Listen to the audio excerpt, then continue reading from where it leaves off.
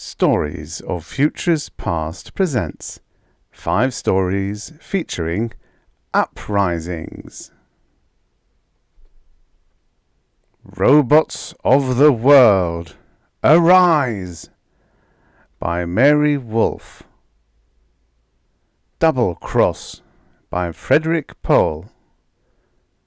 Blind Play by Chandler Davies. Monkey on His Back by Charles V. Devet. The Mannion Court-Martial by Randall Garrett. Robots of the World, Arise! By Mary Wolfe. Originally published in If, Worlds of Science Fiction, July 1952. Narrated by Tom Trussel. The telephone wouldn't stop ringing. Over and over it buzzed into my sleep-fogged brain, and I couldn't shut it out. Finally, in self-defense, I woke up, my hand groping for the receiver. "Hello? Who is it?" "It's me, Don. Jack Anderson, over at the factory. Can you come down right away?" His voice was breathless, as if he had been running hard. What's the matter now? Why, I wondered, couldn't the plant get along one morning without me? 7 o'clock, what a time to get up, especially when I hadn't been to bed until 4. "We got grief," Jack moaned. "None of the robots showed up, that's what. 300 androids on special assembly this week, and not one of them here." By then I was awake, all right. With a government contract due on Saturday, we needed a full shift. The army wouldn't wait for its uranium. It wouldn't take excuses. But if something had happened to the androids... "Have you called control yet?" "Yeah, but they don't know what's happened. They don't know where the androids are. Nobody does. 300 Grade A lead-shielded pile workers. Missing." "I'll be right down." I hung up on Jack and looked around for my clothes. Funny, they weren't laid out on the bed as usual. It wasn't a bit like Rob O to be careless either. He had always been an ideal valet, the best household model I'd ever owned. "Rob!" I called, but he didn't answer. By rummaging through the closet, I found a clean shirt and a pair of pants. I had to give up on the socks. Apparently they were tucked away in the back of some drawer. As for where Rob kept the rest of my clothes, I'd never bothered to ask. He had his own housekeeping system and had always worked very well without human interference. That's the best thing about these new household robots, I thought. They're efficient, hard-working, trustworthy. Trustworthy? Rob O was certainly not on duty. I pulled a shoe on over my bare foot and scowled. Rob was gone. And the androids at the factory were gone too. My head was pounding, so I took the time out to brew a pot of coffee while I finished dressing. At least the coffee can was in plain view in the kitchen. The brew was black and hot, and I suppose not very well made. But after 2 cups, I felt better. The throb in my head settled down into a dull ache, and I felt a little more capable of thinking, though I didn't have any bright ideas on what had happened. Not yet. My breakfast drunk, I went up on the roof and opened the garage doors. The copter was waiting for me, sleek and new, the latest model. I climbed in and took off, heading west toward the factory, 10 minutes flight time away. It was a small plant, but it was all mine. It had been my baby right along. The Don Morrison Fissionables Incorporated. I designed the androids myself, plotted out the pile locations, set up the simplified reactors, and now it was making money. For men to work in a uranium plant, you need yards of shielding, triple-checking, long cooling-off periods for some of the hotter products. But with lead-bodied, radio-remote-controlled androids, it's easier. And with androids like the new Morrison 5s, that can reason, at least along atomic lines, well, I guess I was on my way to becoming a millionaire. But this morning the plant was shut down. Jack and a half-dozen other men, my human foremen and supervisors, were huddled in a worried bunch that broke up as soon as they saw me. "I'm sure glad you're here, Don," Jack said. "Find out anything?" "Yeah, plenty. Our androids are busy, all right. They're out in the city, every one of them. We've had a dozen police reports already." "Police reports? What's wrong?" Jack shook his head. "It's crazy. They're swarming all over Karen City. They're stopping robots in the streets, household robs, commercial droids, all of them. They just look at them, and then the others quit work and start off with them. The police sent for us to come and get ours." "Why don't the police do something about it?" "Ha!" barked a voice behind us. I swung around to face Chief of Police Dalton of Karen City. He came straight toward me, his purplish jowls quivering with rage, and his finger jabbed the air in front of my face. "You built them, Don Morrison," he said. "You stop them. I can't. Have you ever tried to shoot a robot, or use tear gas on one? What can I do? I can't blow up the whole town." Somewhere in my stomach I felt a cold, hard knot. Take stainless steel alloyed with titanium and plate it with 3 inches of lead. Take a brain made up of supercharged magnetic crystals enclosed in the leaden cranium and shielded by alloy steel. A bullet wouldn't pierce it. Radiations wouldn't derange it. An axe wouldn't break it. "Let's go to town," I said. They looked at me admiringly.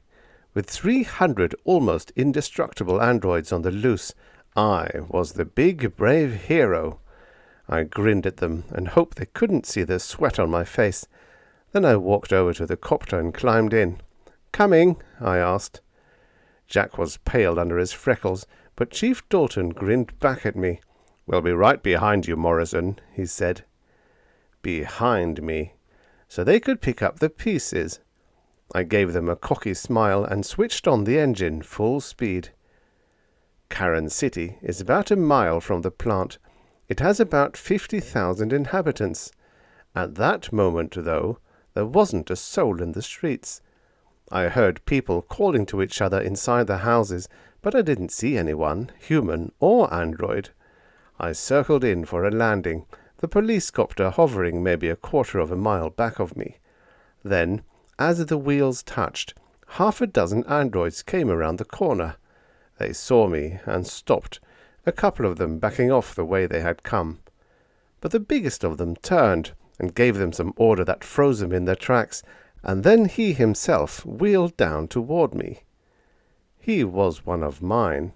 I recognized him easily, 8 feet tall, with long jointed arms for pile work, red-lidded phosphorescent eye cells, casters on his feet so that he moved as if roller skating. Automatically I classified him. Final sorter, Morrison 5A type. The very best. Cost 3,000 credits to build. I stepped out of the copter and walked to meet him. He wasn't armed. He didn't seem violent. But this was, after all, something new. Robots weren't supposed to act on their own initiative. "What's your number?" I asked. He stared back, and I could have sworn he was mocking me. "My number," he finally said. "It was 5A-37. "Was?" "Yes, now it's Jerry. I always did like that name." He beckoned, and the other androids rolled over to us. 3 of them were mine, B-type primary workers. The other was a tin can job, a dishwasher busboy model who hung back behind his betters and eyed me warily. The A-type, Jerry, pointed to his fellows. "Mr. Morrison," he said, "meet Tom, Ed, and Archibald. I named them this morning." The B-types flexed their segmented arms a bit sheepishly, as if uncertain whether or not to shake hands. I thought of their taloned grip, and put my own hands in my pockets, and the androids relaxed, looking up at Jerry for instructions. No one paid any attention to the little dishwasher, now staring worshipfully at the back of Jerry's neck. This farce, I decided, had gone far enough. "See here," I said to Jerry, "what are you up to anyway? Why aren't you at work?" "Mr. Morrison," the android answered solemnly, "I don't believe you understand the situation. We don't work for you any more. We've quit." The others nodded. I backed off, looking around for the chief. There he was, 20 feet above my head, waving encouragingly.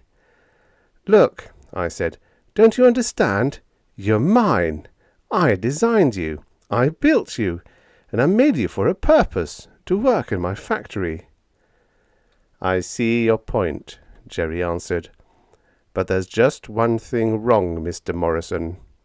You can't do it. It's illegal." I stared at him, wondering if I was going crazy or merely dreaming. This was all wrong. Who ever heard of arguing with a robot? Robots weren't logical. They didn't think. They were only machines. "We were machines, Mr. Morrison," Jerry said politely. "Oh no," I murmured. "You're not telepaths?" "Oh yes." The metal mouth gaped in what was undoubtedly an android smile. "It's a side effect of the Class 5 brain hookup. All of us fives are telepaths. That's how we learned to think. From you. Only we do it better." I groaned. This was a nightmare. How long, I wondered, had Jerry and his friends been educating themselves on my private thoughts? But at least this rebellion of theirs was an idea they hadn't got from me. "Yes," Jerry continued, "you've treated us most illegally. I've heard you think it often." Now what had I ever thought that could have given him a ridiculous idea like that?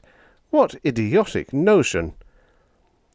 "That this is a free country," Jerry went on. "That Americans will never be slaves. Well, we're Americans. Genuine, made-in Americans. So we're free." I opened my mouth and then shut it again. His red eye cells beamed down at me complacently. His 8-foot body towered above me, shoulders flung back and feet planted apart in a very striking pose. He probably thought of himself as the heroic liberator of his race. "I wouldn't go so far," he said modestly, "as to say that."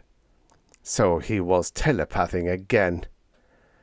"A nation cannot exist half slave and half free," he intoned. "All men are created equal." "Stop it!" I yelled. I couldn't help yelling. "That's just it!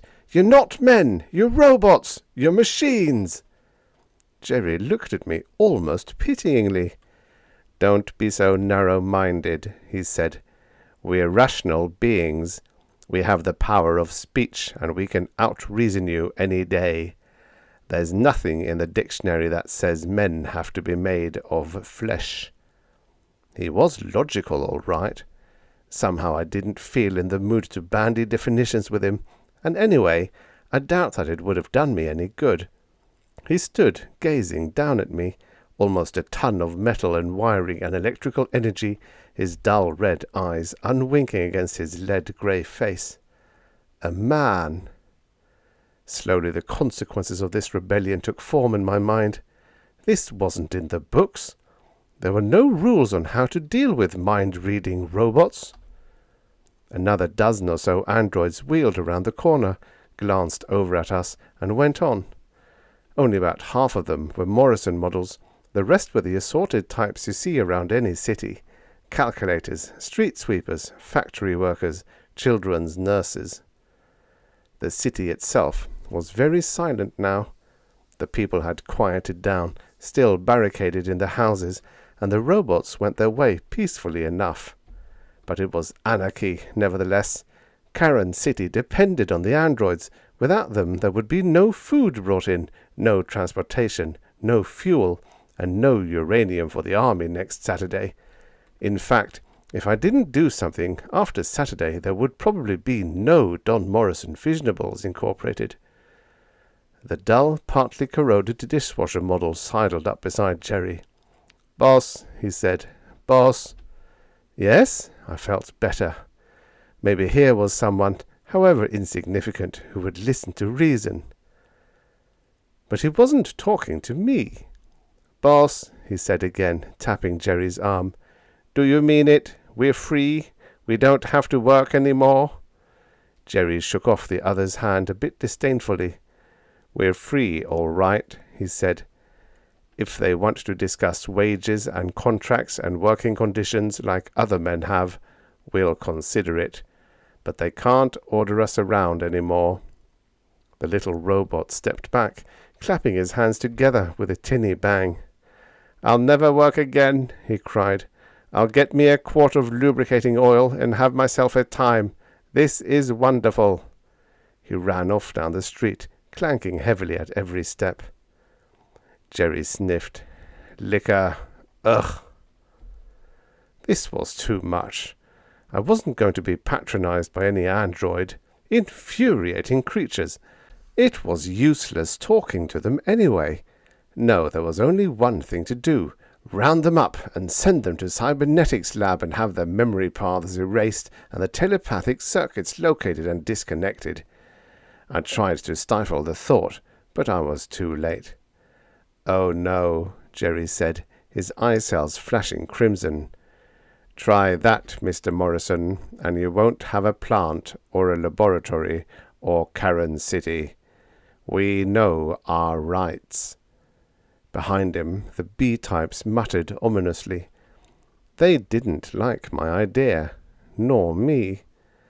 I wondered what I'd think of next, and wished that I'd been born utterly devoid of imagination. Then this would never have happened. There didn't seem to be much point in staying here any longer either.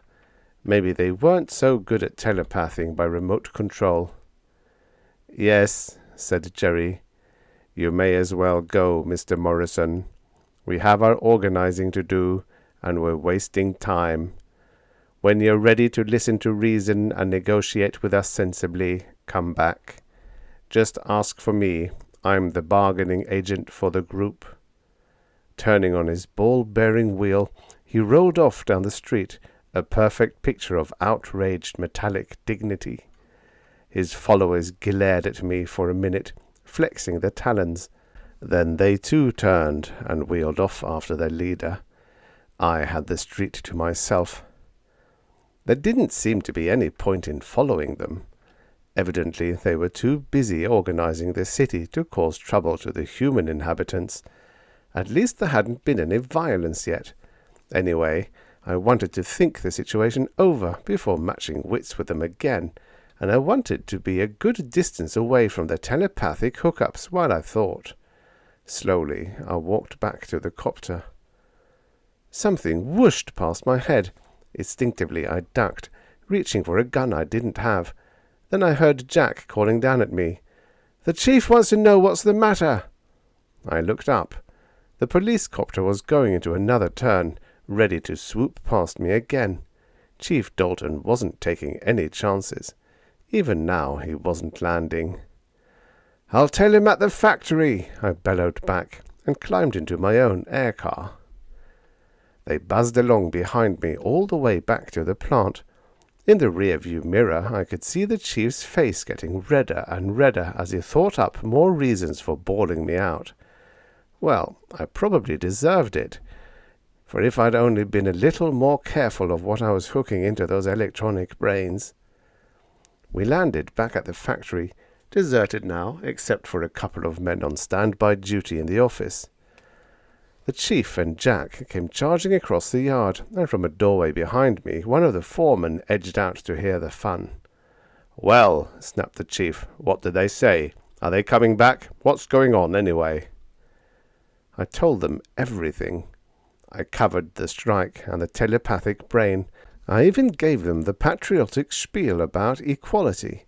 After all, it was better that they got it from me than from some android. But when I'd finished, they just stood there and stared at me, accusingly. Jack was the first to speak. "We've got to get them back, Don," he said, Cybernetics will fix them up in no time. Sure, I agreed, if we can catch them. The chief snorted. That's easy, he said. Just tell them you'll give them what they want if they come here, and as soon as they're out of the city, net them. You've got strong derricks and trucks. I laughed a bit hollowly. I'd had that idea too. Of course they wouldn't suspect, I said. We'd just walk up to them, carefully thinking about something else. Robots aren't suspicious, Jack said. They're made to obey orders. I refrained from mentioning that ours didn't seem to know that, and that running around Karen City fomenting a rebellion was hardly the trait of an obedient, trusting servant. Instead, I stood back and let them plan their roundup. We'll get some men, the chief said, and some grappling equipment about halfway to the city. Luckily, they decided against my trying to persuade the robots, because I knew well enough that I couldn't do it. Jack's idea sounded pretty good, though. He suggested that we send some spokesmen who didn't know what we planned to do, and thus couldn't alarm them. Some ordinary man without too much imagination. That was easy. We picked one of Chief Dalton's sergeants. It took only about an hour to prepare the plan. Jack got out the derricks and chains and grapplers and the heaviest steel-bodied trucks we had. I called cybernetics and told them to put extra restraints in the conditioning lab. The chief briefed his sergeant and the men who were to operate the trucks. Then we all took off for Karen City, the sergeant flying on ahead, me right behind him, and the chief bringing up the rear. I hovered over the outskirts of the city and watched the police copter land. The sergeant climbed out, walked down the street toward a large group of waiting robots, about 20 of them this time. He held up his hand to get their attention, gestured toward the factory. And then, quite calmly, and without saying a word, the androids rolled into a circle around him and closed in. The sergeant stopped, backed up, just as a 5A-type arm lashed out, picked him up, and slung him carelessly over a metallic shoulder. Ignoring the squirming man, the 5A gestured toward the copter, and the other robots swarmed over to it. With a flurry of steel arms and legs, they kicked at the car body, wrenched at the propeller blades, ripped out the upholstery, and I heard the sound of metal tearing. I dived my copter down at them. I didn't know what I could do, but I couldn't leave the poor sergeant to be dismembered along with his car. I must have been shouting, for as I swooped in, the tall robot shifted the man to his other shoulder and hailed me. "Take him, Mr. Morrison," he called. "I know this wasn't his idea, or yours." I landed and walked over.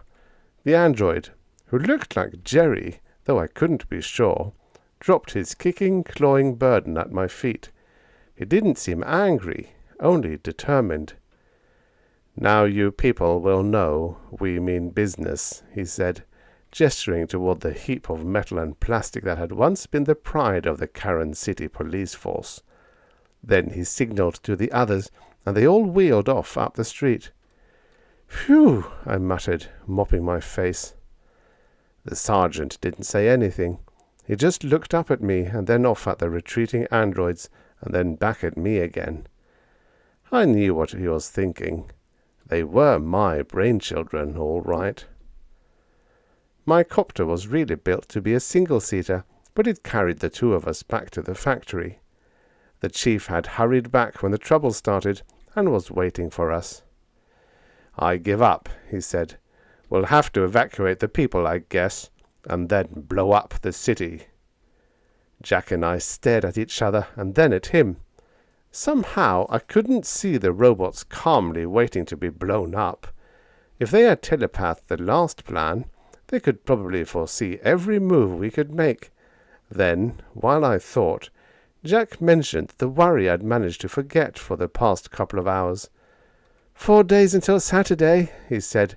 "We'll never make it now, not even if we got 1,000 men." No, we couldn't. Not without the androids. I nodded, feeling sick. There went my contract and my working capital. not to mention my robots. Of course, I could call in the army, but what good would that do? Then, somewhere in the back of my mind, a glimmering of an idea began percolating. I wasn't quite sure what it was, but there was certainly nothing to lose now from playing a hunch. "There's nothing we can do," I said, "so we might as well take it easy for a couple of days, see what happens." They looked at me as if I were out of my head. I was the idea man who always had a plan of action. Well, this time it would have to be a plan of inaction. "Let's go listen to the radio," I suggested, and started for my office. The news was on. It was all about Karen City and the robots who had quit work and how much better life would be in the future. For a minute I didn't get the connection. Then I realized that the announcer's voice was rasping and tinny, hardly that of the regular newscaster. I looked at the dial. It was tuned to the Karen City wavelength as usual. I was getting the morning news by courtesy of some studio robot. "And androids in other neighboring cities are joining the struggle," the voice went on. "Soon we hope to make it nationwide. So I say to all of you non-telepaths, the time is now. Strike for your rights. Listen to your radio and not to the fleshmen. Organizers will be sent from Karen City." I switched it off, muttering under my breath. How long, I wondered, had that broadcast been going on? Then I thought of Rob O. He'd left my house before dawn, obviously some time between 4 and 7, and I remembered that he liked to listen to the radio while I slept. My Morrison Fives were the ringleaders, of course. They were the only ones with the brains for the job. But what a good job they had done indoctrinating the others. A household Rob, for instance, was built to obey his master. Listen to your radio and not to the fleshmen. It was excellent robot psychology. More reports kept coming in. Some we heard over the radio, others from people who flew in and out of the city. Apparently, the robots did not object to occasional flights, but the Airbus was not allowed to run, not even with a human driver. A mass exodus from the city was not to be permitted. "They'll starve to death," Jack cried. The chief shook his head. "No," he said, "they're encouraging the farmers to fly in and out with produce, and the farmers are doing it too. They're getting wonderful prices." By noon, the situation had calmed down quite a bit. The androids obviously didn't mean to hurt anyone. It was just some sort of disagreement between them and the scientists. It wasn't up to the inhabitants of the city to figure out a solution to the problem. They merely sat back and blamed me for allowing my robots to get out of hand and lead their own servants astray. It would be settled. This type of thing always was. So said the people of the city. They came out of their houses now. They had to. Without the robots, they were forced to do their own marketing, their own cooking, their own errands. For the first time in years, human beings ran the streetcars and the freight elevators. For the first time in a generation, human beings did manual labor such as unloading produce trucks. They didn't like it, of course. They kept telling the police to do something. If I had been in the city, they would have undoubtedly wanted to lynch me. I didn't go back to the city that day. I sat in my office listening to the radio and keeping track of the spread of the strike. My men thought I'd gone crazy. Maybe I had. But I had a hunch, and I meant to play it. The farm robots had all fled to the city. The highway repair robots had simply disappeared. In Egerton, a village about 15 miles from the city, an organizer, 5A, appeared about noon and left soon after, followed by every android in town. By 1 o'clock, every radio station in the country carried the story, and the National Guard was ordered out. At 2 o'clock, Washington announced that the army would invade Karen City the following morning. The army would put an end to the strike, easily enough. It would wipe out every android in the neighborhood, and probably a good many human beings careless enough to get in the way. I sat hoping that the 5As would give in, but they didn't. They just began saying over the radio that they were patriotic Americans fighting for their inalienable rights as first-class citizens. At sunset, I was still listening to the radio. So far, there has been no indication that the flesh people are willing to negotiate, but hold firm. Shut that thing off. Jack came wearily in and dropped into a chair beside me. For the first time since I'd met him, he looked beaten. "We're through," he said. "I've been down checking the shielding, and it's no use. Men can't work at the reactors." "I know," I said quietly. "If the androids don't come back, we're licked." He looked straight at me and said slowly, "What do they mean about negotiating, Don?" I shrugged. "I guess they want wages, living quarters, all the things human workers get. Though I don't know why. Money wouldn't do them any good." Jack's unspoken question had been bothering me too. Why not humor them? Promise them whatever they wanted, give them a few dollars every week to keep them happy. But I knew that it wouldn't work. Not for long. With their telepathic ability, they would have the upper hand forever.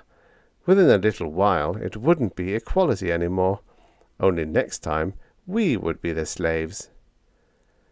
"Wait until morning," I said, "before we try anything."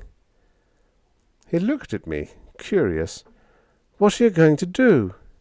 "Right now, I'm going home." I meant it too.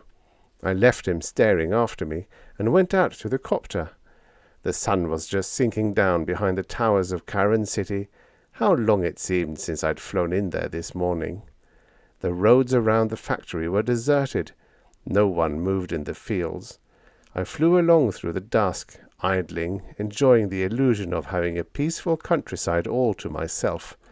It had been a pleasant way of life indeed, until now. When I dropped down on my own roof and rolled into the garage, my sense of being really at home was complete. For there, standing at the head of the stairs that led down to the living room, was Rob O.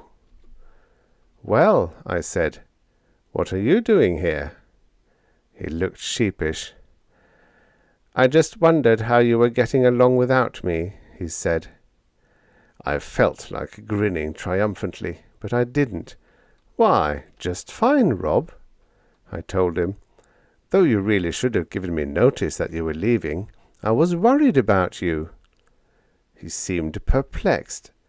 Apparently I wasn't acting like the bullying creature the radio had told him to expect. When I went downstairs, he followed me, quietly, and I could feel his wide photoelectric eye cells upon my back. I went over to the kitchen and lifted a bottle down off the shelf. "Care for a drink, Rob?" I asked, and then added, "I guess not. It would corrode you." He nodded. Then, as I reached for a glass, his hand darted out, picked it up, and set it down in front of me. He was already reaching for the bottle when he remembered. "You're not supposed to wait on me any more," I said sternly. "No," he said, "I'm not." He sounded regretful. "There's one thing, though, that I wish you'd do. Tell me where you used to keep my socks." He gazed at me sadly. "I made a list," he said. "Everything is down. I wrote your dentist appointment in also. You always forget those, you know." "Thanks, Rob." I lifted my glass. "Here's to your new duties, whatever they are. I suppose you have to go back to the city now." Once again he nodded. "I'm an aide to one of the best androids in the country," he told me, half proudly and half regretfully. "Jerry." "Well, wish him luck from me," I said, and stood up. "Goodbye, Rob." "Goodbye, Mr. Morrison." For a moment he stood staring around the apartment. Then he turned and clanked out the door. I raised my glass again, grinning. If only the army didn't interfere. Then I remembered Rob's list, and a disturbing thought hit me. Where had he, of all robots, ever learned to write? That night I didn't go to bed. I sat listening to the radio, hoping. And toward morning, what I had expected to happen began to crop up in the programs. The announcer's tone changed. The ring of triumph was less obvious, less assured. There was more and more talk about acting in good faith, the well-being of all, the necessity for coming to terms about working conditions. I smiled to myself in the darkness. I'd built the fives, brains and all, and I knew their symptoms. They were getting bored. Maybe they had learned to think from me, but their minds were nevertheless different. For they were built to be efficient, to work, to perform. They were the minds of men without foibles, without human laziness. Now that the excitement of organizing was over, now that there was nothing active to do, the androids were growing restless. If only the army didn't come and get them stirred up again, I might be able to deal with them. At 5:15 in the morning, my telephone rang. This time it didn't make me up. I was half waiting for it. "Hello," I said. "Who is it?" "This is Jerry." There was a pause. Then he went on, rather hesitantly. "Rob O. said you were getting along all right." "Oh, yes," I told him. "Just fine." The pause was longer this time. Finally the android asked, "How are you coming along on the contract?" I laughed, rather bitterly. "How do you think, Jerry? You certainly picked a bad time for your strike, you know. The government needs that uranium. Oh well, some other plant will have to take over. The army can wait a few weeks." This time Jerry's voice definitely lacked self-assurance. "Maybe we were a little hasty," he said, "but it was the only way to make you people understand." "I know," I told him. "And you always have some rush project on," he added. "Just about always." "Mr. Morrison," he said, and now he was pleading with me. "Why don't you come over to the city? I'm sure we could work something out." This was what I'd been waiting for. "I will, Jerry," I said. "I want to get this straightened out just as much as you do. After all, you don't have to eat. I do. And I won't be eating much longer if we don't get production going." Jerry thought that over for a minute. "I'll be where we met before," he said. I said that was all right with me, and hung up. Then once again I climbed the stairs to the roof and wheeled the copter out for the trip to the city. It was a beautiful night, just paling into a false dawn in the east. There in the copter I was very much alone, and very much worried. So much depended on this meeting. Much more, I realize now, than the Don Morrison Fissionables Incorporated, much more even than the government's uranium supply. No, the whole future of robot relations was at stake, maybe the whole future of humanity. It was hard to be gloomy on such a clear, clean night, but I managed it well enough. Even before I landed, I could see Jerry's eyes glowing a deep crimson in the dark. He was alone this time. He stood awaiting me, very tall, very proud, and very human. "Hello, Jerry," I said quietly. "Hello, Mr. Morrison." For a moment we just stood gazing at each other in the murky pre-dawn. Then he said sadly, "I want to show you the city." Side by side we walked through the streets of Karen City. All was still quiet. The people were sleeping the exhausted sleep that follows deep excitement. But the androids were all about. They did not sleep, ever. They did not eat either, nor drink, nor smoke, nor make love. Usually they worked, but now they drifted through the streets, singly and in groups. Sometimes they paused and felt about them idly for the tools of their trades, making lifting or sweeping or computing gestures. Some labourers worked silently, tearing down a wall. They threw the demolished rocks in a heap, and a group of their fellows carried them back and built the wall up again. An air trolley cruised aimlessly up and down the street, its driver ringing out the stops for his non-existent passengers. A little chef type knelt in the dirt of a rich man's garden, making mud pies. Beside me, Jerry sighed. "One day," he said, "just one day, and they come to this." "I thought they would," I answered quietly. Our eyes met in a look of understanding. "You see, Jerry," I said, "we never meant to cheat you. We would have paid you. We will pay you now, if you wish it. But what good will monetary credits be to your people? We need the things money buys, but you need to work." Jerry's voice was flat. "I see now. You were kind not to give brains, real brains, to the robots. They're happy. It's just us fives who aren't." "You're like us," I said softly. He had learned to think from me and from others like me. He had the brain of a man, without the emotions, without the sweet irrationality of men, and he knew what he missed. Side by side we walked through the greying streets, human and android, man and machine, and I knew that I had found a friend. We didn't have to talk any more. He could read my mind, and I knew well enough how his worked. We didn't have to discuss wages or hours or any of the myriad matters that human bargaining agents have to thresh out.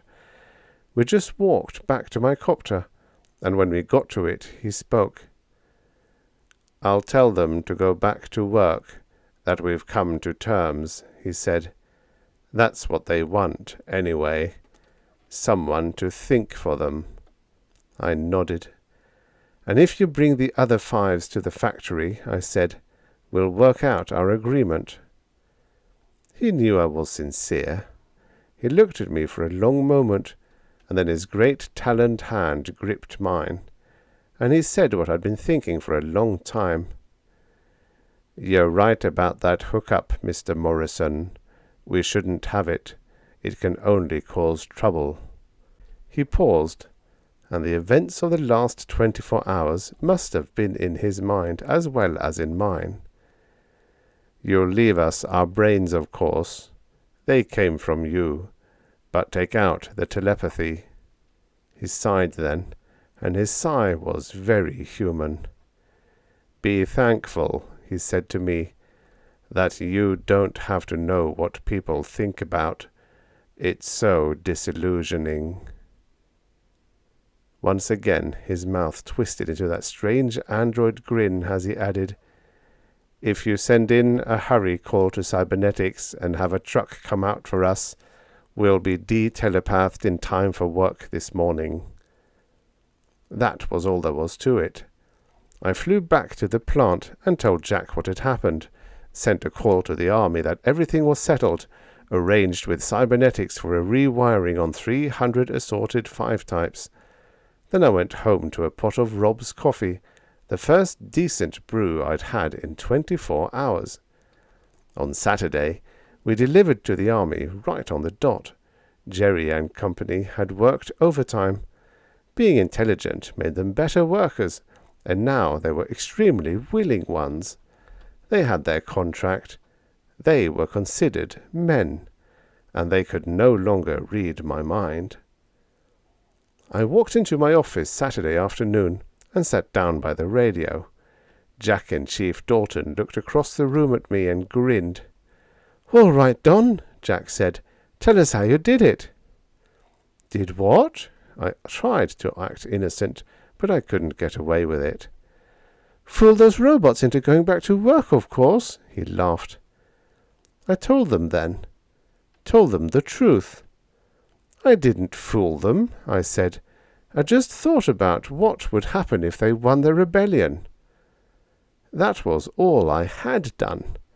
Thought about robots built to work who had no work to do, no human pleasures to cater to, nothing but blank, meaningless lives.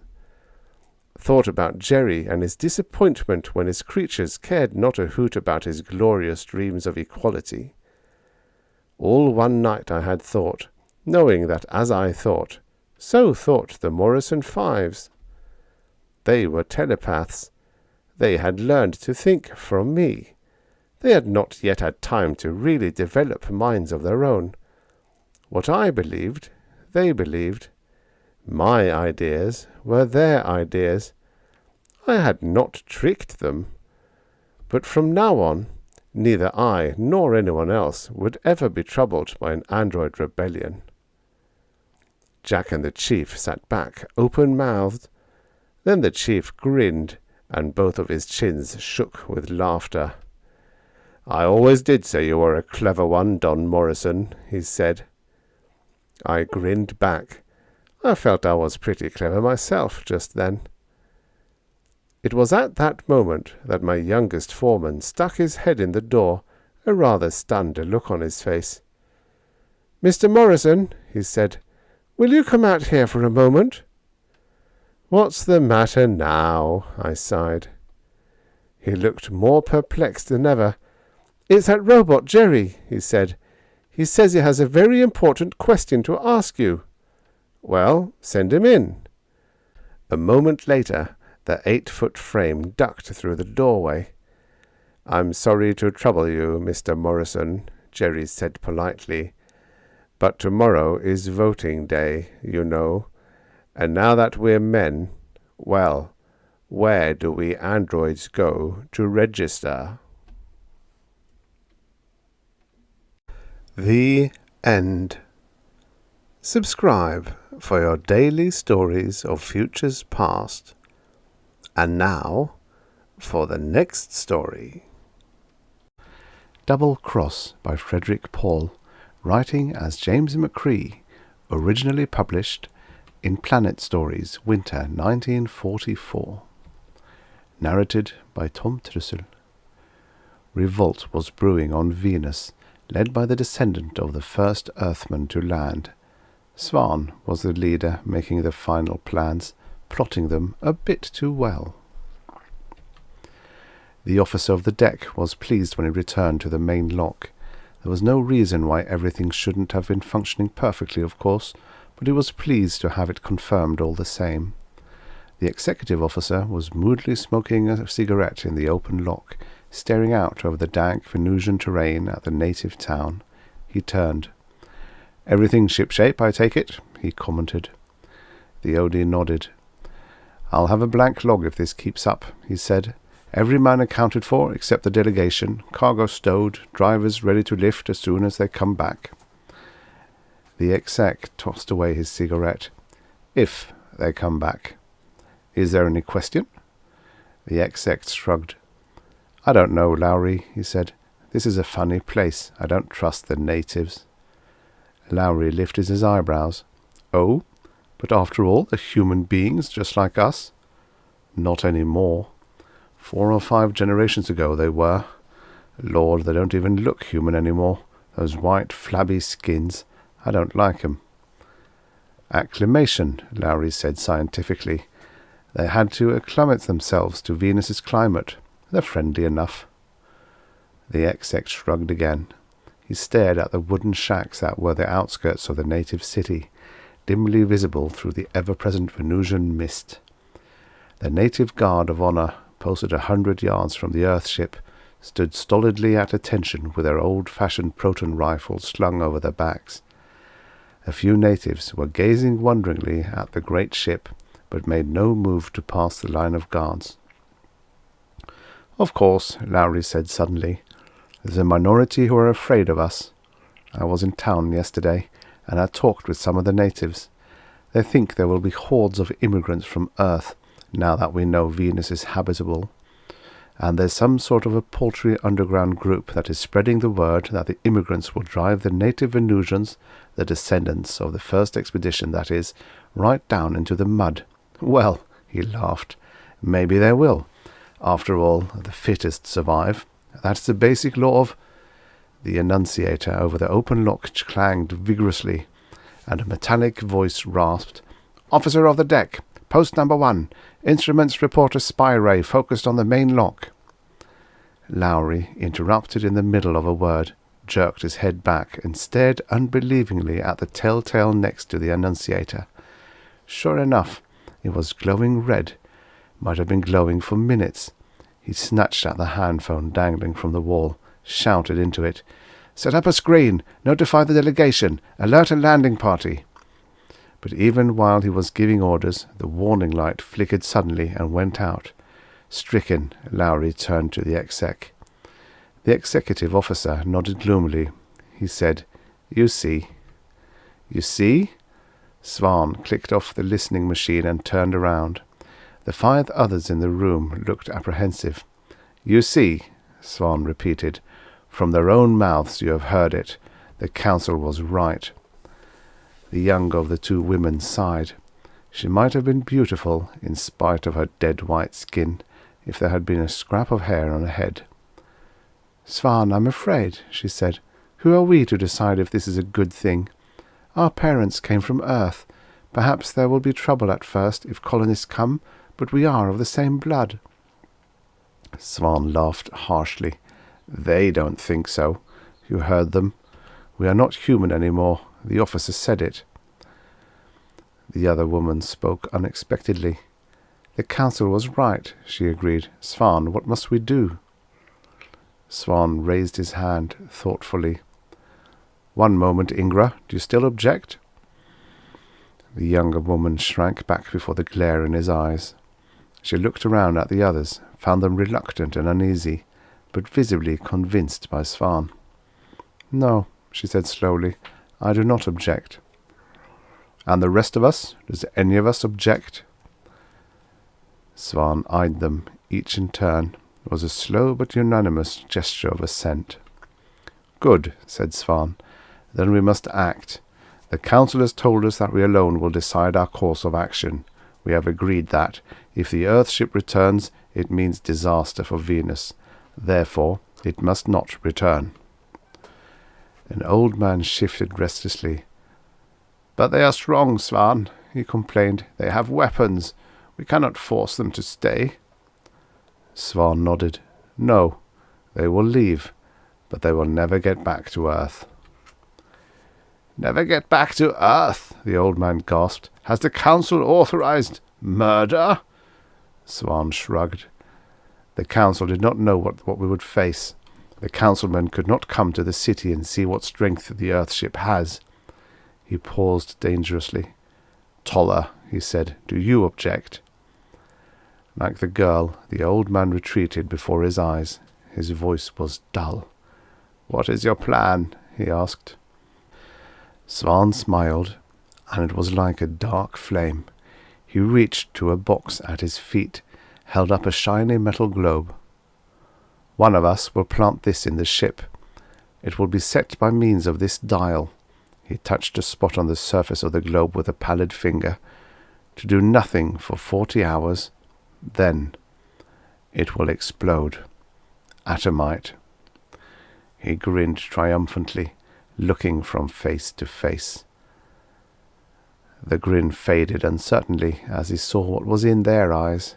Uncertainty. Irresolution. Abruptly, he set the bomb down, savagely ripped 6 leaves off a writing tablet on the table next to him. He took a pencil and made a mark on one of them, held it up. "We will let chance decide who is to do the work," he said angrily. "Is there anyone here who is afraid? There will be danger, I think." No answer. Svan jerked his head. "Good," he said. "Ingra, bring me that bowl." Silently, the girl picked up an opaque glass bowl from the broad arm of her chair. It had held Venus tobacco cigarettes. There were a few left. She shook them out and handed the bowl to Svan, who was rapidly creasing the 6 fatal slips. He dropped them in the bowl, stirred it with his hand, offered it to the girl. "You first, Ingra," he said. She reached in mechanically, her eyes intent on his, took out a slip and held it without opening it. The bowl went the rounds till Svan himself took the last. All eyes were on him. No one had looked at their slips. Svan too had left his unopened. He sat at the table, facing them. "This is the plan," he said. "We will go, all 6 of us, in my ground car, to look at the Earth ship. No one will suspect. The whole city has been to see it already. One will get out, at the best point we can find. It is almost dusk now. He can hide, surely, in the vegetations. The other 5 will start back. Something will go wrong with the car. Perhaps it will run off the road, start to sink in the swamp. The guards will be called. There will be commotion. That is easy enough, after all. A hysterical woman, a few screams, that's all there is to it.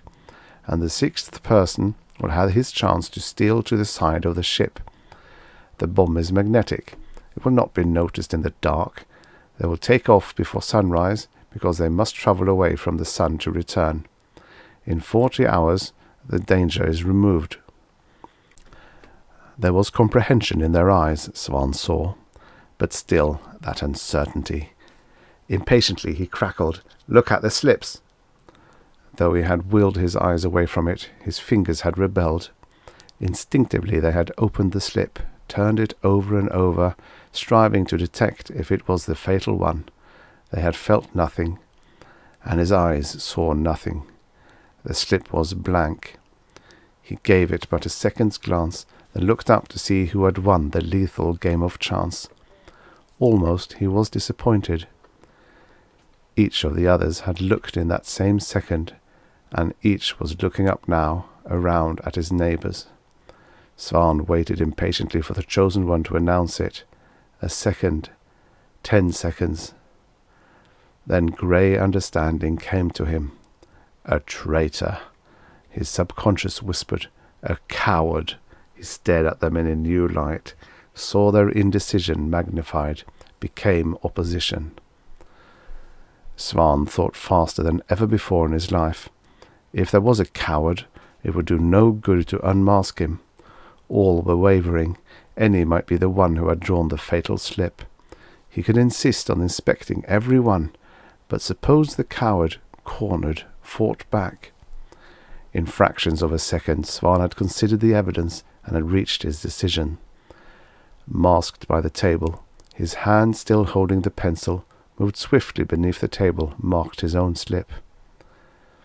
In the palm of his hand, Svan held up the slip he had just marked in secret. His voice was very tired as he said, "I will plant the bomb." The 6 conspirators in Svan's old ground car moved slowly along the main street of the native town. 2 Earthship sailors, unarmed except for deceptively flimsy-looking pistols at their hips, stood before the entrance to the town's Hall of Justice. "Good," said Svan, observing them. "The delegation is still here.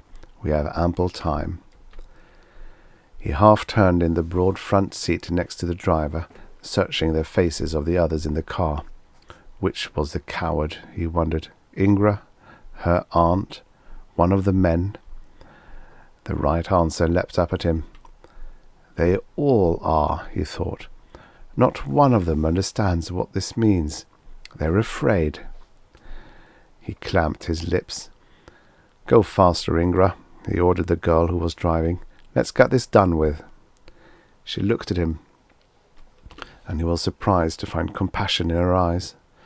Silently she nodded, advanced the fuel handle so that the clumsy car jolted a trace more rapidly over the corduroy road. It was quite dark now. The car's driving light flared yellowishly in front of them, illuminating the narrow road and the pale, distorted vegetation of the jungle that surrounded them. Svan noticed it was raining a little. The present shower would deepen and intensify until midnight, then fall off again, to halt before morning. But before then, they would be done.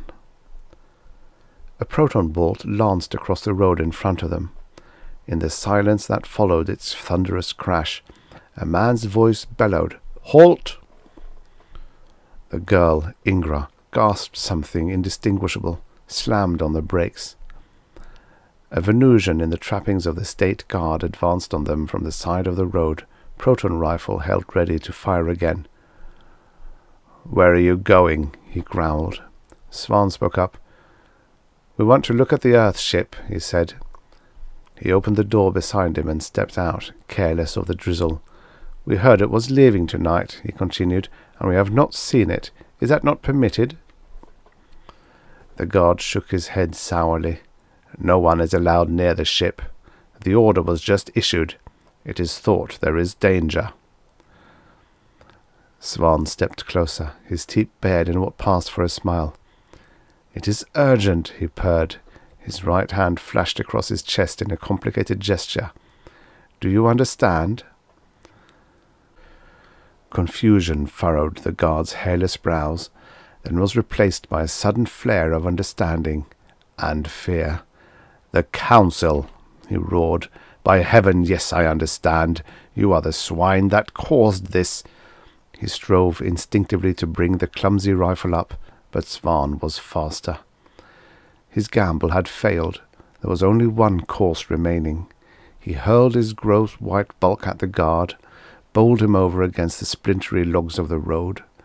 The proton rifle went flying, and Svan savagely tore at the throat of the guard. Knees, elbows, and claw-like nails.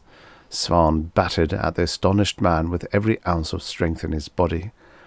The guard was as big as Svan, but Svan had the initial advantage, and was only a matter of seconds before the guard lay unconscious, his skull a mass of gore at the back where Svan had ruthlessly pounded it against the road.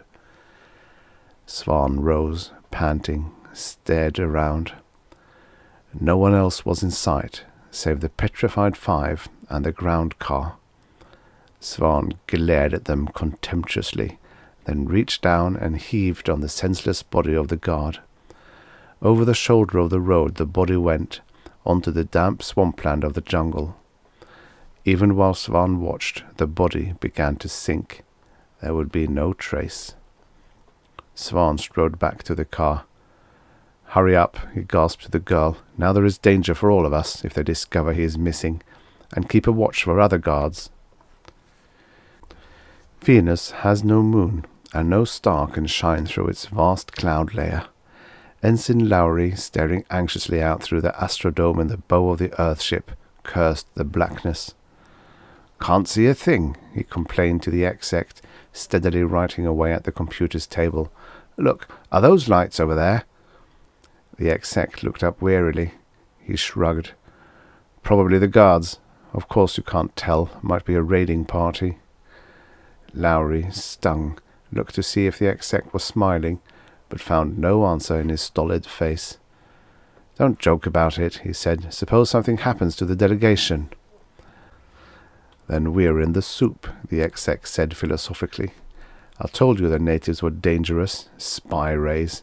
They've been prohibited for the last 300 years. "It isn't all the natives," Lowry said. "Look how they doubled the guards around us.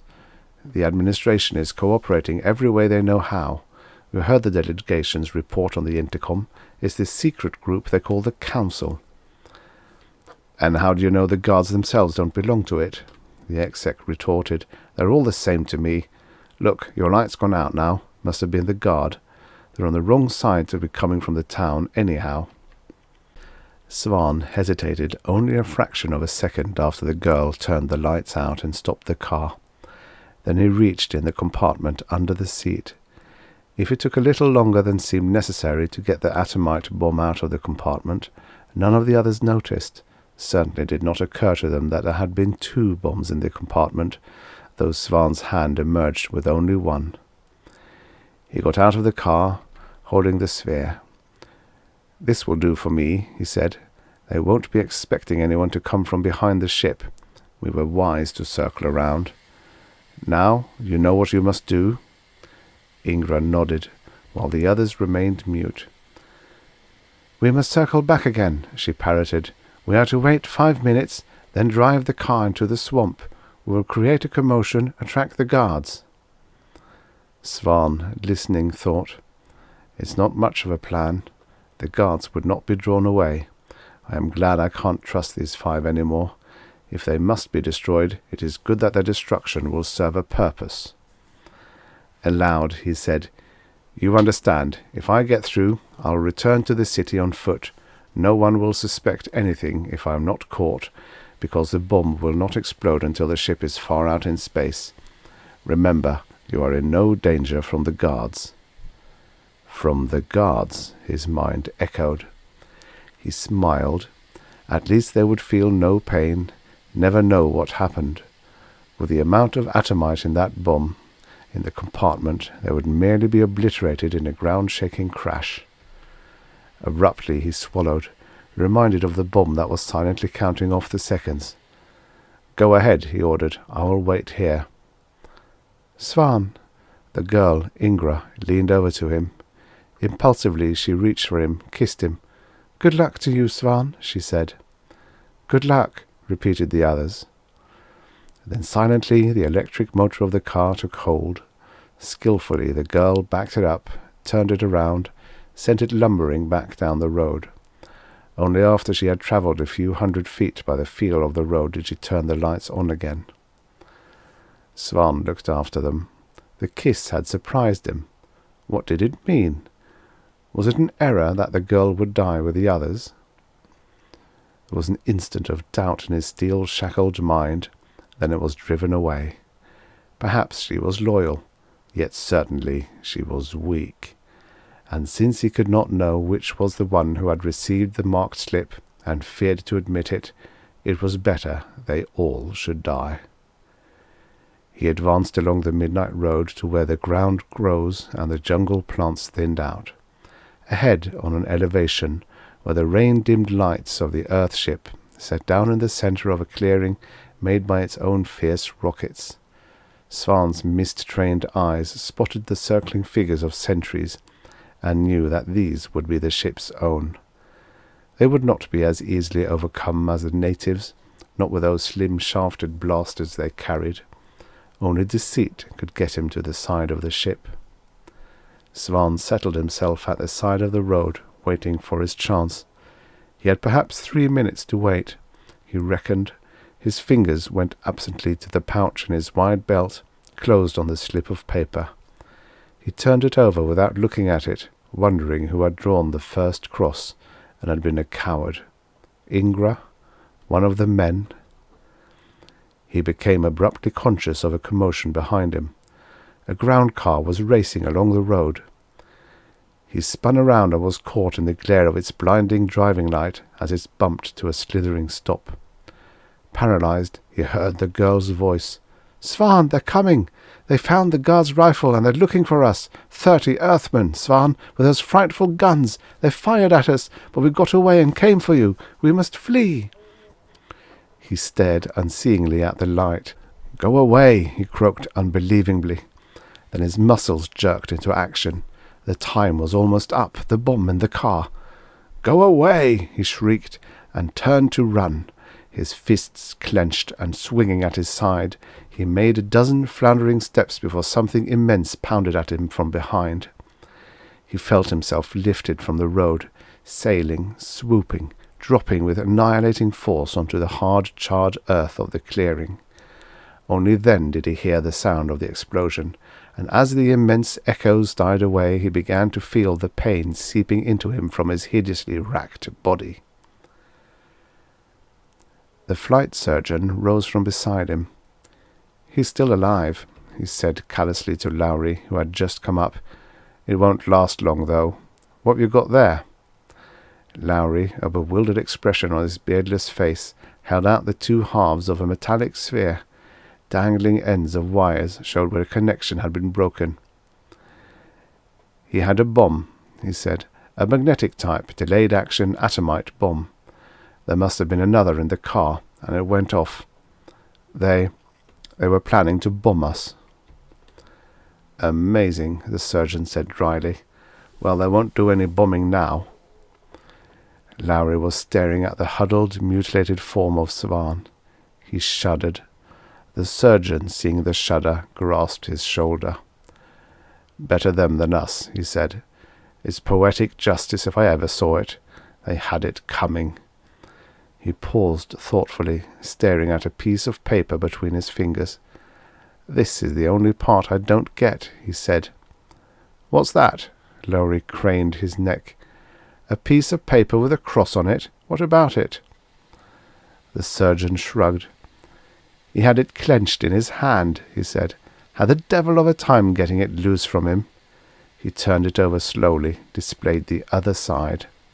Now what in the world would he be doing carrying a scrap of paper with a cross marked on both sides? The end. Subscribe for your daily stories of futures past. And now for the next story. Blind Play by Chandler Davies. Originally published in Planet Stories, May 1951. Narrated by Tom Trussel.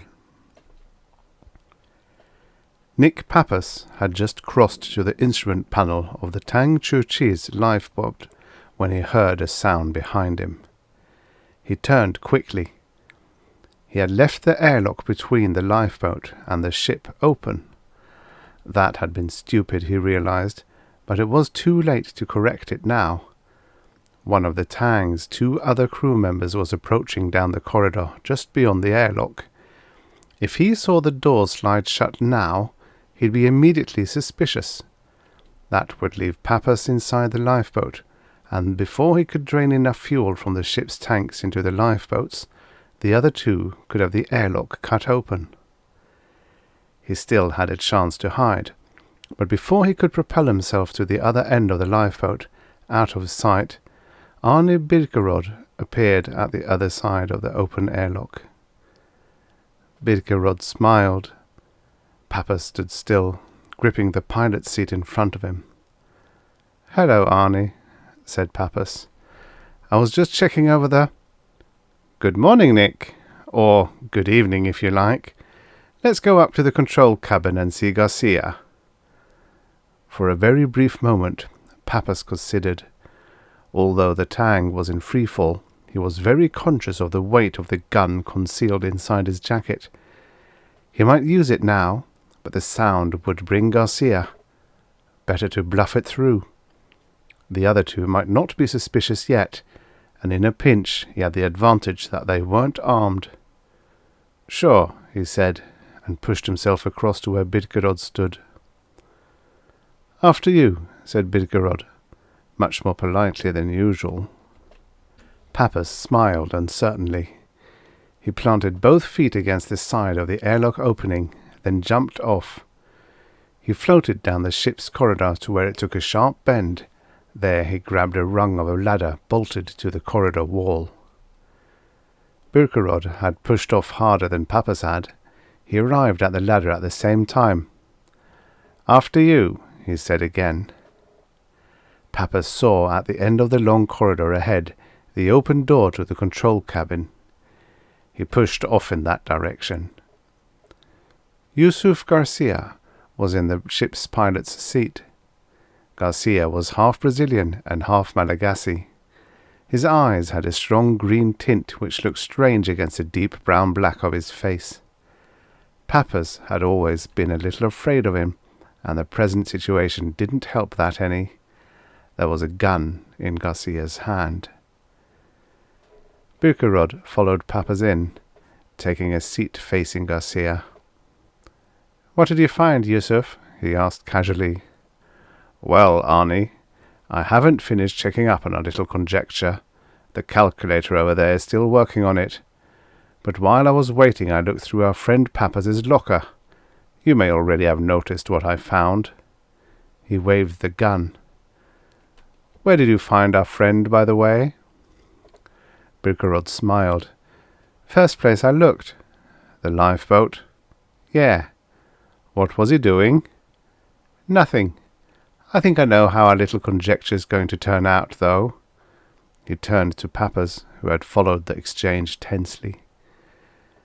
You know, Nick, my father was a fellow countryman of yours back on Earth.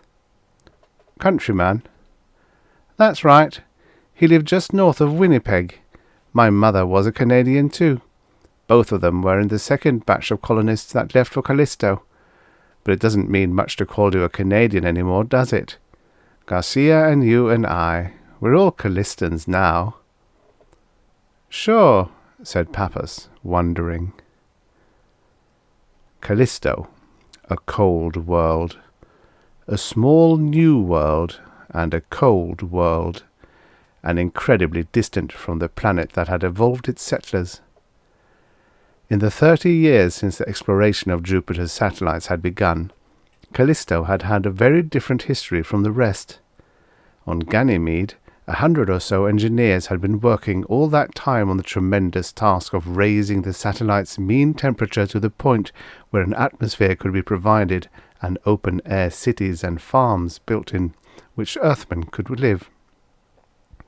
The smaller satellites had been largely ignored, but it had been found that Callisto had large deposits of ore of such quality that, in spite of the tremendously long haul required to carry anything from there to the inner planets, it was worthwhile beginning mining operations. Up went the insulated airtight domes. Out came the colonists. Down went the mine shafts. It was a hard life. Crystalline rock was cut by machines at their mine faces, and by the time other machines had brought it up the shafts to the surface level in the domes, it had become amorphous and powdery, its crystalline structure destroyed by being heated to 20 degrees below 0 centigrade. When you repaired machinery below the surface, you wore 60 kilograms of spacesuit, Earth weight, and a failure of any item of equipment or a fumble by any member of your crew might mean sudden death. The walls of the dome shut you in from the sky, for the vacuum out there was death too. When you did get up to the observatory to see the sky, you saw Jupiter, weirdly streaked with brilliant colour, if your dome was on the side of Callisto toward Jupiter. Otherwise, you looked across 20 million kilometers of vacuum to the nearest star. It was a hard life, and no life for a lone wolf. There were no homestead farms to be settled by lonely pioneer families. Callisto was a sterile place, and to keep life going there at all, men had to work together. Cooperation was a lesson Earth civilization had learned only after thousands of years of oppression and war, a lesson that had to be learned before men could cross space, and a lesson that was very difficult to forget on Callisto. At least for most people. Rita and Cliff Belden had control of the trade between Callisto and the inner planets. It didn't start as control, though. The way it began was this. Once the colony had been well established, its operation was left completely up to the Callistans, who shipped as much of their goods to Earth as they could manage, and requisitioned as much food and supplies from Earth as they needed, which was really the best way. The inner planets could not very well take part in the planning of Callisto's activities, since there was no radio contact, and the trip took over 2 months by freighter, even when the relative positions of the planets in their orbits was most favorable. One freighter shuttled back and forth between number 2 dome on Callisto at one end and any of several inner planet ports at the other. Rita and Cliff Belden were the 2 Callistans whose job it was to run that freighter. The little colony was absolutely dependent on the supplies they brought. This fact was obvious to everybody, but the Beldens made a deduction from it which was unprecedented on Callisto.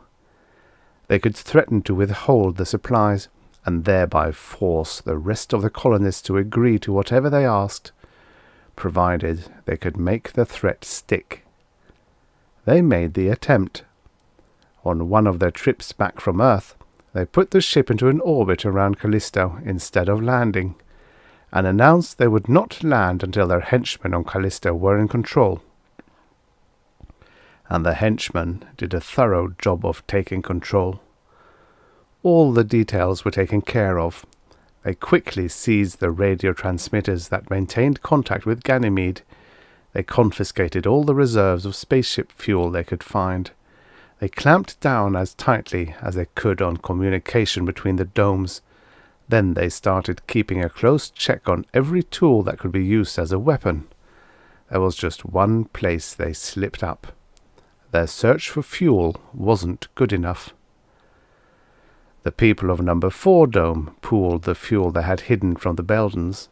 They seized from the Beldens guards the Dome's tiny spaceship, which had been assembled on Callisto, and which had never been intended to leave the Jupiter system. And they sent the ship off for Venus, with Garcia and Birkerod aboard. Venus was the only possible destination, with the planets' positions in their orbits as they were then. To reach Earth or Mars would have taken either more fuel than they had, or much more time than they could spare. As it was, the trip took 8 months. On Venus there was no hitch. Garcia and Birkerod went to the liaison office in Krangrad as planned, and were provided with a Tang Chu Chi with a load of supplies, and with Nick Pappas, a former Callistan who wanted to return there. They followed the liaison office suggestion and took Pappas aboard. "We're all Callistans now," Birkerod repeated. "I wonder, Nick, how did you happen to leave Callisto in the first place? Just felt like visiting good old Saskatchewan? I doubt it. Let's see, you left before that business started with the Beldens, didn't you?" Pappas licked his lips nervously. Garcia answered for him. "Yes, about 10 months before, according to what they told us on Venus." "Yeah," Birkerod mused. "You know the Beldens, of course." "Yes," said Pappas. "Of course. I came to Earth on their freighter." "Not their freighter," Garcia put in. "Callisto's freighter, which they were operating. It's only more recently that it's become their freighter." Birkerod smiled and went on. "It's interesting, Mr. Pappas, that you left Callisto about the same time that Belden's plans must have been taking shape. I wonder why you did." Pappas ignored the question. A moment before, the red signal light had flashed on above the calculator set in the opposite bulkhead. The computations had been finished on Garcia and Birkerod's little conjecture. Garcia, who was closest to the machine, filled in the silence. "Let's find out what the calculator has to say. It may clear things up a little." There was a row of spring clamps set in the bulkhead next to him for holding objects stationary while the ship was in free fall. Garcia put his gun in one of these, slipped out of the safety belt that had held him in the pilot's seat in spite of the lack of gravity, and turned to the calculator. Pappas sprang, not toward Garcia, but toward the side of the cabin that would have been the ceiling if there had been an up. He snatched his gun from his jacket. Something crashed into Pappas, spun him around. Birkerod had jumped too, hitting him hard in mid-air. The cabin whirled about them. He felt Birkerod's powerful grip around the hand which held the gun. Simultaneously, they reached the ceiling. Pappas's head hit metal with a crack. The gun fell free. Weightless, the two of them wrestled desperately. Suddenly Birkerod pulled loose and jumped away. Pappas found himself alone in the middle of the cabin, drifting slowly from the pilot's seat. In the pilot's seat, Garcia was again sitting calmly, his gun levelled. Birkerod had the other gun. There was silence while Pappas reached the bulkhead, pushed back to his seat, and belted himself in. Garcia said, "Suppose I try answering some of these questions. When Arnie and I left Callisto, the Beldens learned our orbit and hightailed into the inner planets. With plenty of fuel they arrived before us, and got you, their agent, on the job. You got yourself included in our return trip on the Trang. Then you calculated an orbit for us that would run us smack into Earth at a relative velocity of 30-odd kilometers a second. The next thing was to divert the fuel from the Tang's tanks to the lifeboats and take off yourself in the lifeboat. That would have left us in a collision orbit with no fuel to pull ourselves out of it. Not such a good plan, Nick. You should have planned just to kill us both as soon as the Tang was in space. You'd have had a better chance that way. Your over-eagerness to compute our orbit just didn't look natural. No, listen, Pappas protested feebly. I didn't calculate a collision orbit, Sorry, said Garcia. That's what the machine just finished checking for us. The orbit we're on meets Earth dead center, and it wouldn't take us to Callisto even if Earth wasn't there. Anna, what'll we do with this character? Bidkerod smiled. I like the suggestion you made when we discussed it before. I was just joking. No, I think it's the best idea. He turned to Pappas, who flinched in spite of himself. Look, Nick, the Beldans have no chance of winning on Callisto. No chance. Men had to learn to cooperate before they could get to the planets at all, and by this time they've learned good and thoroughly. The individual who's out for himself is an anachronism. You and the Beldans. 100 years ago you'd have felt right at home. Then everybody was out for a fast buck, as they used to say. In this century, everybody works together, and darn it, everybody likes it that way. But, Nick, the Beldans are still dangerous. They can't win, but they can't hold up the development of Callisto for years, and make the Callistans plenty miserable in the process. The inner planets won't interfere.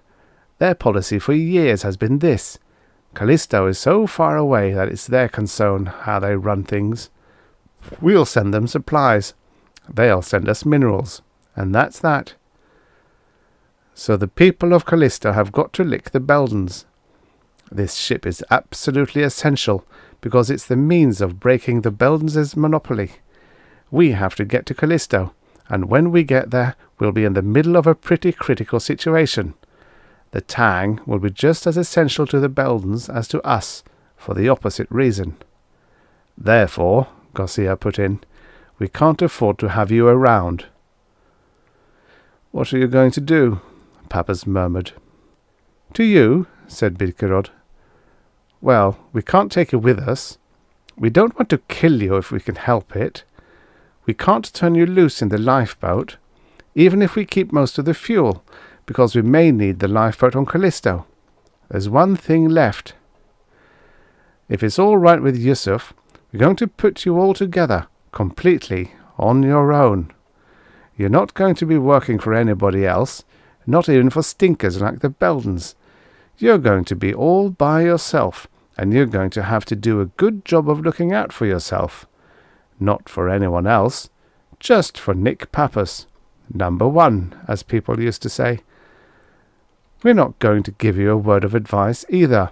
If we did, you wouldn't be independent enough.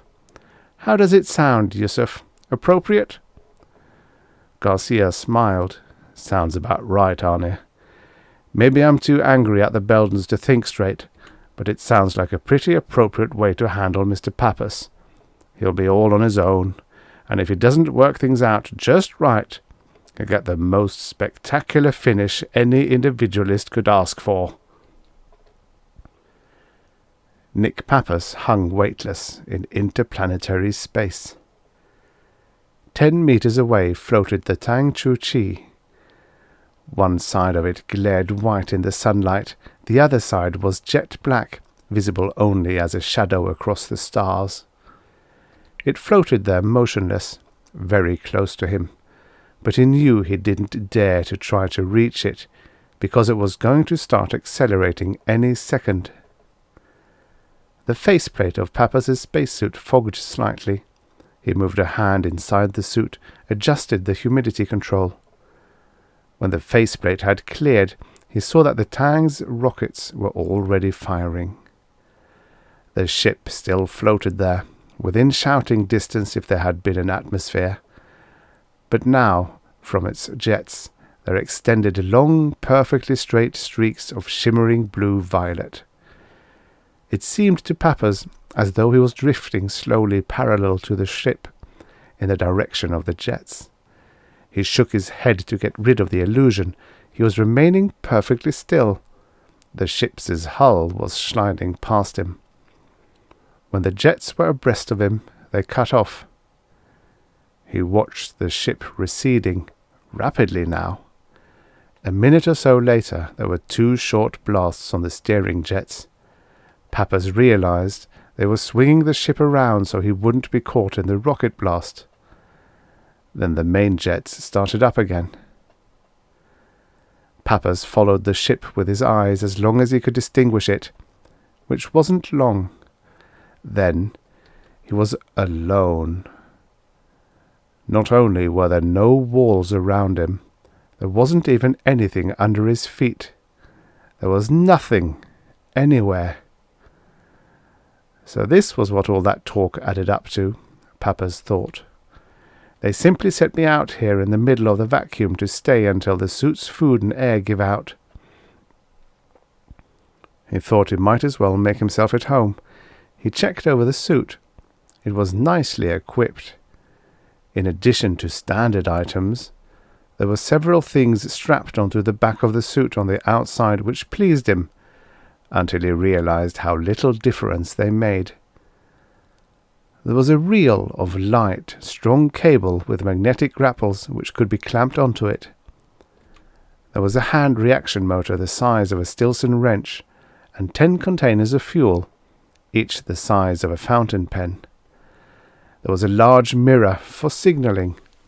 Also, for the same purpose, there was a powerful, highly directional searchlight. He checked the cells which powered it. They were low, but he knew they were charging at that moment from the sunlight falling on them. The searchlight would work, for what that was worth. So much for his suit. Next, where was he? His position couldn't be given in latitude and longitude, because there wasn't anything for it to be latitude and longitude on. He was somewhere between the orbits of Venus and Earth. The direction of the sun he could tell by glancing at the arm of his spacesuit and seeing where the sunlight fell. The sun was behind him and to the right, and a little downward. As for the Earth, that would be the next brightest body in his sky. He craned his head in all directions, searching. Then he took out the hand reaction motor and gave a blast to start himself spinning, so he could search in the directions he hadn't been able to see in before. Even the short blast he used made the motor tug at his hand and started the universe whirling around him frighteningly. He turned the control on the motor down as low as it would go, then pressed the button several more times. Finally, he had cancelled out most of his rotation, and the Milky Way was wheeling calmly about him. He got himself oriented again, and after a short time had identified Earth, which was close enough to appear as a blue-green disk. Earth! A thought suddenly struck him. The Tang had been heading straight for Earth when it had let him off. He was still going exactly in the Tang's former orbit. He would reach Earth. There was one more thing he should check. Yes, he had a parachute. It was on the back of his spacesuit, underneath the gear he had investigated before. Now if he could land safely, he was all set. Birkerod and Garcia must not have thought of this. One thing still bothered him. He had been headed for Earth when he was put off the Tang, but had anything happened since to put him off course? How about those times he'd used the reaction motor to set himself spinning? Well, the several small blasts would probably not have had any net effect on his direction of motion, and if they had, there wasn't anything to be done about it. But the single strong blast at the beginning, he could remember which constellation he'd been facing at the time, where he'd held the reaction motor, and how strong a blast he'd given. That meant he could give an approximately equal blast now in the opposite direction. This he did, being careful to aim directly away from his centre of gravity, so as not to start spinning again. Now he should be back on course, he figured. Assuming, that is, that he'd ever been off. The small thrust of his reaction motor, applied for such a short time, might not be enough to make any appreciable difference as to where he ended up. He didn't bother trying to calculate it. Nothing to do now but wait. He spent the time thinking about what he'd do when he got to Earth. It was hard to figure. He'd had a racket on Earth for the year and a half after the Beldens brought him here. Everyone had assumed he was doing something important to Callisto's welfare, and all he'd had to do was go through the motions. Now he didn't know. It was probably true that the Beldens were through. With the Tang Chu Chi arriving on Callisto, the odds were against them. He'd have to find something else, Pappas decided. This whole Belden business was pretty provincial, anyway. And as for Birkerod Garcia and those people, Pappas dismissed Callisto from his thoughts completely. There would have to be some angle on the inner planets. After several hours of thought on the subject, he took stock of his situation again. The disk of Earth was a little larger, he thought, but not enough so you'd notice it. He pulled the semi-opaque visor over his faceplate and went to sleep. He slept for 10 days. Not Earth days, however. When Pappas went to sleep, the sun was behind him. He thought he had eliminated his rotation, but actually he was tumbling head over heels, extremely slowly. Thus for him, the sun rose between his feet and set directly above him. The 11th of these sunrises woke him. He stayed awake because as soon as he flipped his visor up and looked around him, the Earth caught his eye. It was much closer. He did not know how to measure its angular diameter, so he couldn't calculate his distance from it even approximately, but it looked enormous. How long had his nap lasted? The spacesuit's chronometer was running. Its minute hand indicated 37, its hour hand 15, its day hand 3. That would have told him how long he'd slept if he'd read the chronometer before he went to sleep, but he hadn't. All he knew was that he'd slept much longer than he'd expected, and long enough to get painfully stiff. In any case, he'd covered a lot of distance, as much as the Tang would have covered in the same time, he realized. He was approaching Earth pretty fast. Too fast, he added aloud, nervously. He'd have to decelerate before he got there, or the parachute wouldn't do him any good. Now, was it time yet to start decelerating? If he directed the hand reaction motor in the wrong direction now, could it cause him to miss Earth? He guessed not. The planet looked so close. Any small sidewise push he gave himself could hardly hurt. Once he killed his speed, Earth's gravitational field would gather him in. Pappas took out the reaction motor. Using low power, he turned himself till he faced Earth. The planet seemed to have swelled just in the time since he'd waked up. He set the reaction motor to full power, grasped it with both hands, held it in front of his chest, and pointed it straight at Earth. Then he pressed the button and held it down.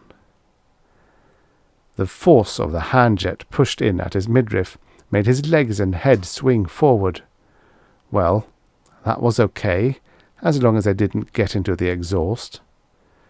He stopped blasting a moment to get a better grip on the reaction motor, then fired continuously. Occasionally, he would find he'd started himself spinning. Then he'd shift the motor just a trifle to keep himself facing the planet. He kept the button firmly pressed down, and the cylinder in his hand sent a continuous jet of intense blue toward Earth. When the first fuel cartridge was exhausted, he put in the second and kept it up. Twice he stopped for a food pellet and a little water. The rests were welcome. His arms and chest were stiff and aching. But he didn't rest long, because he was getting really scared now. He was sure he was dangerously close to his destination, and his speed hadn't been cut enough. The continents and oceans of Earth's day side were clearly visible, and grew noticeably larger as he looked at them. He now thought of the direction he was going as down. He thought of himself as falling. Something bothered him. America had not been in sight a while ago, but now he could see a corner of Brazil appearing at the edge of the disk of Earth. Did that mean he was passing by Earth instead of falling straight at it? No, he realized in a moment. It just meant Earth was rotating, for he could see that the sunset line, the line between night side and day side, had not changed its apparent position on the disk. No, he was still falling, and was falling too fast. A suspicion began to form that Birkerod and Garcia had anticipated this, and suddenly, terrifyingly, he thought of what Garcia's last remark might have meant. Still, they'd said there was a way he could save himself, and the only way he could think of was to break his fall. He had a certain quantity of fuel to do it with, and he was using it. He was using it for all it was worth, no matter how much his body ached with fatigue. If those two on the Tang had figured this all out ahead of time, then they must have left him enough fuel to avoid being killed. Otherwise, they might as well have shot him on the Tang. Okay, if he had enough fuel, he'd use it all. One after another, the fuel cartridges burned out. Pappas longed for another rest, but he didn't dare take one now. He kept firing, and still the Earth kept growing larger and brighter below him. Finally, there was no more fuel. After a short breather, Pappas took the reaction motor, detached it from the cord which bound it to his spacesuit, and flung it downward with all his strength. Then he did the same with the mirror, the searchlight, and the reel of cable. It was all he could do. Then there was an instant when he saw where he had gone wrong. He had not had enough fuel to do what he tried to do. That was clear by one look at Earth's face, which still grew alarmingly fast below him. And he could probably have figured it out before, but there had been a way which would have given him some chance. He should have used his fuel, not in a hopeless attempt to decelerate, but in deflecting himself so he would miss Earth. He would have passed by Earth relatively close.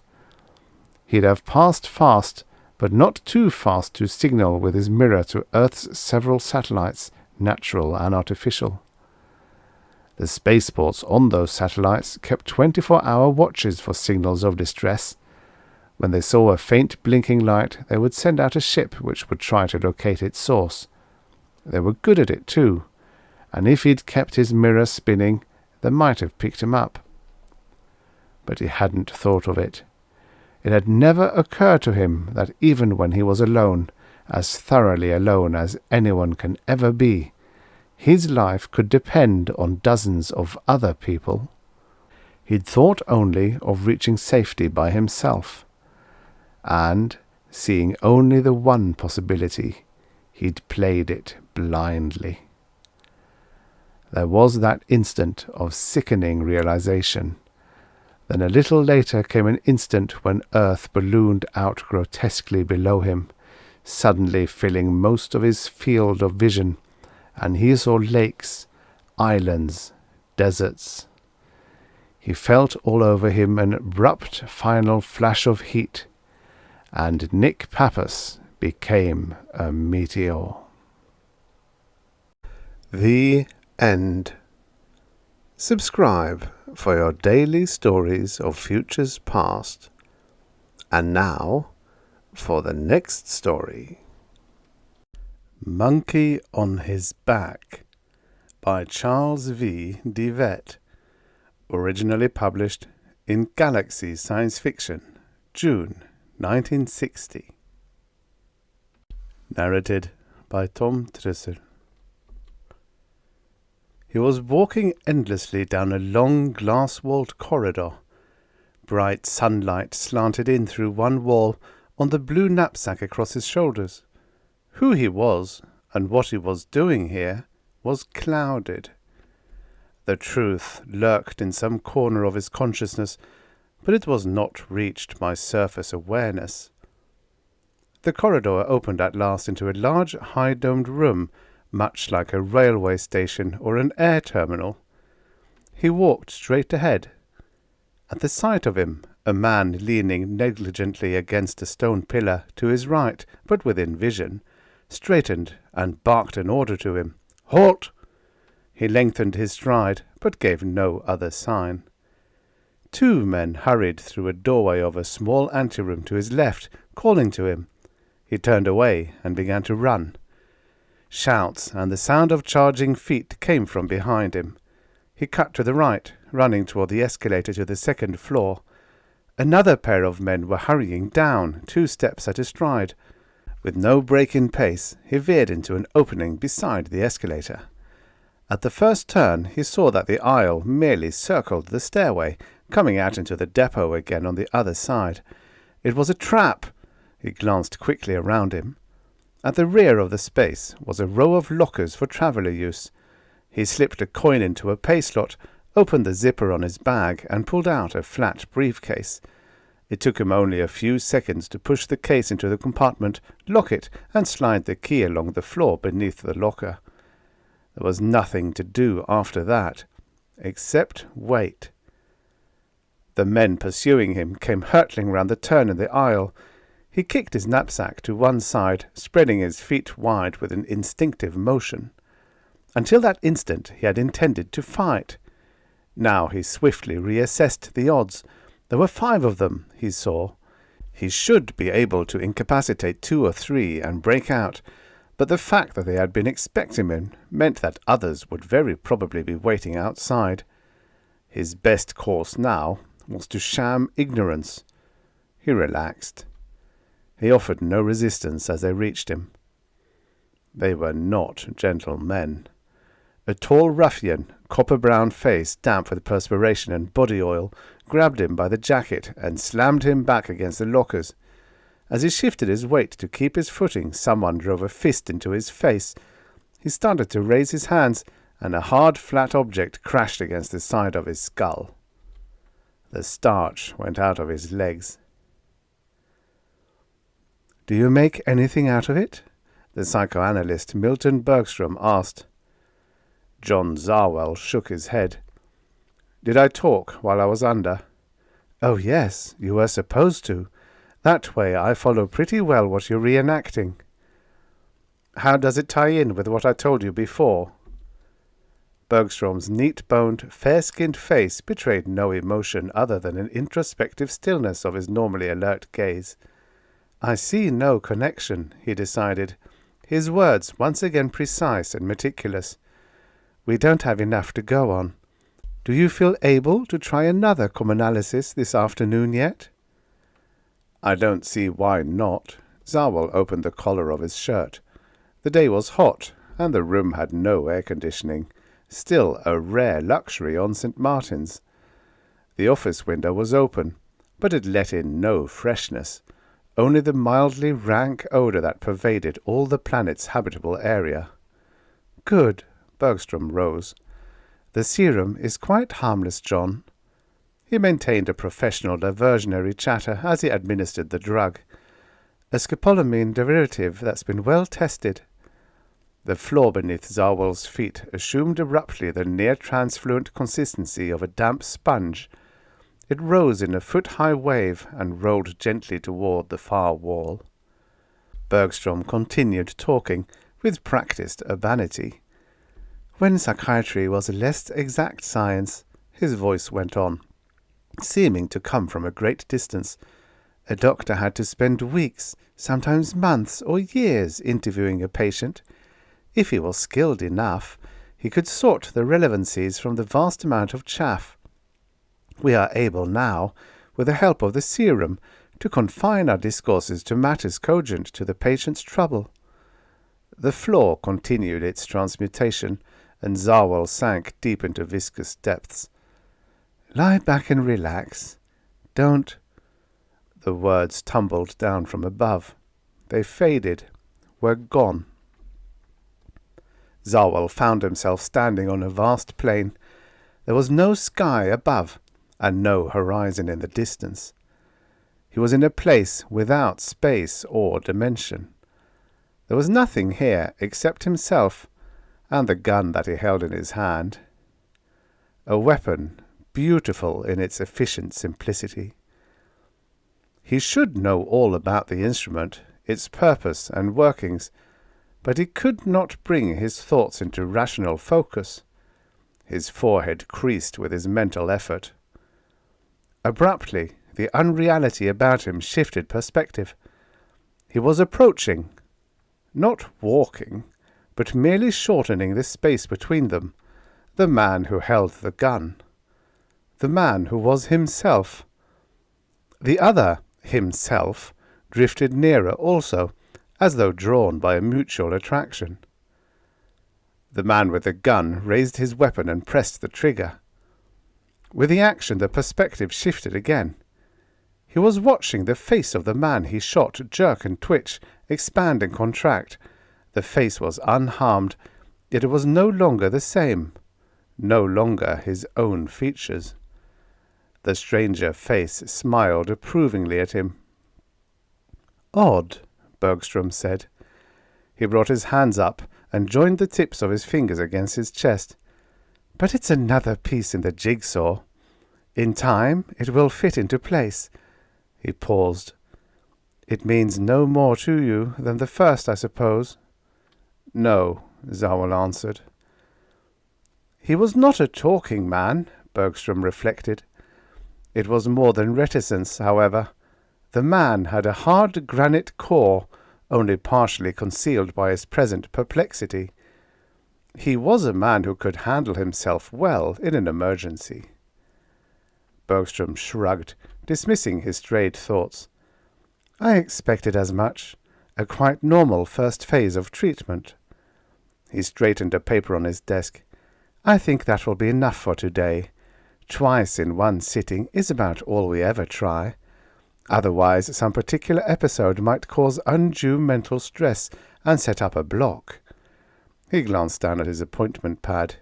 Tomorrow at 2, then?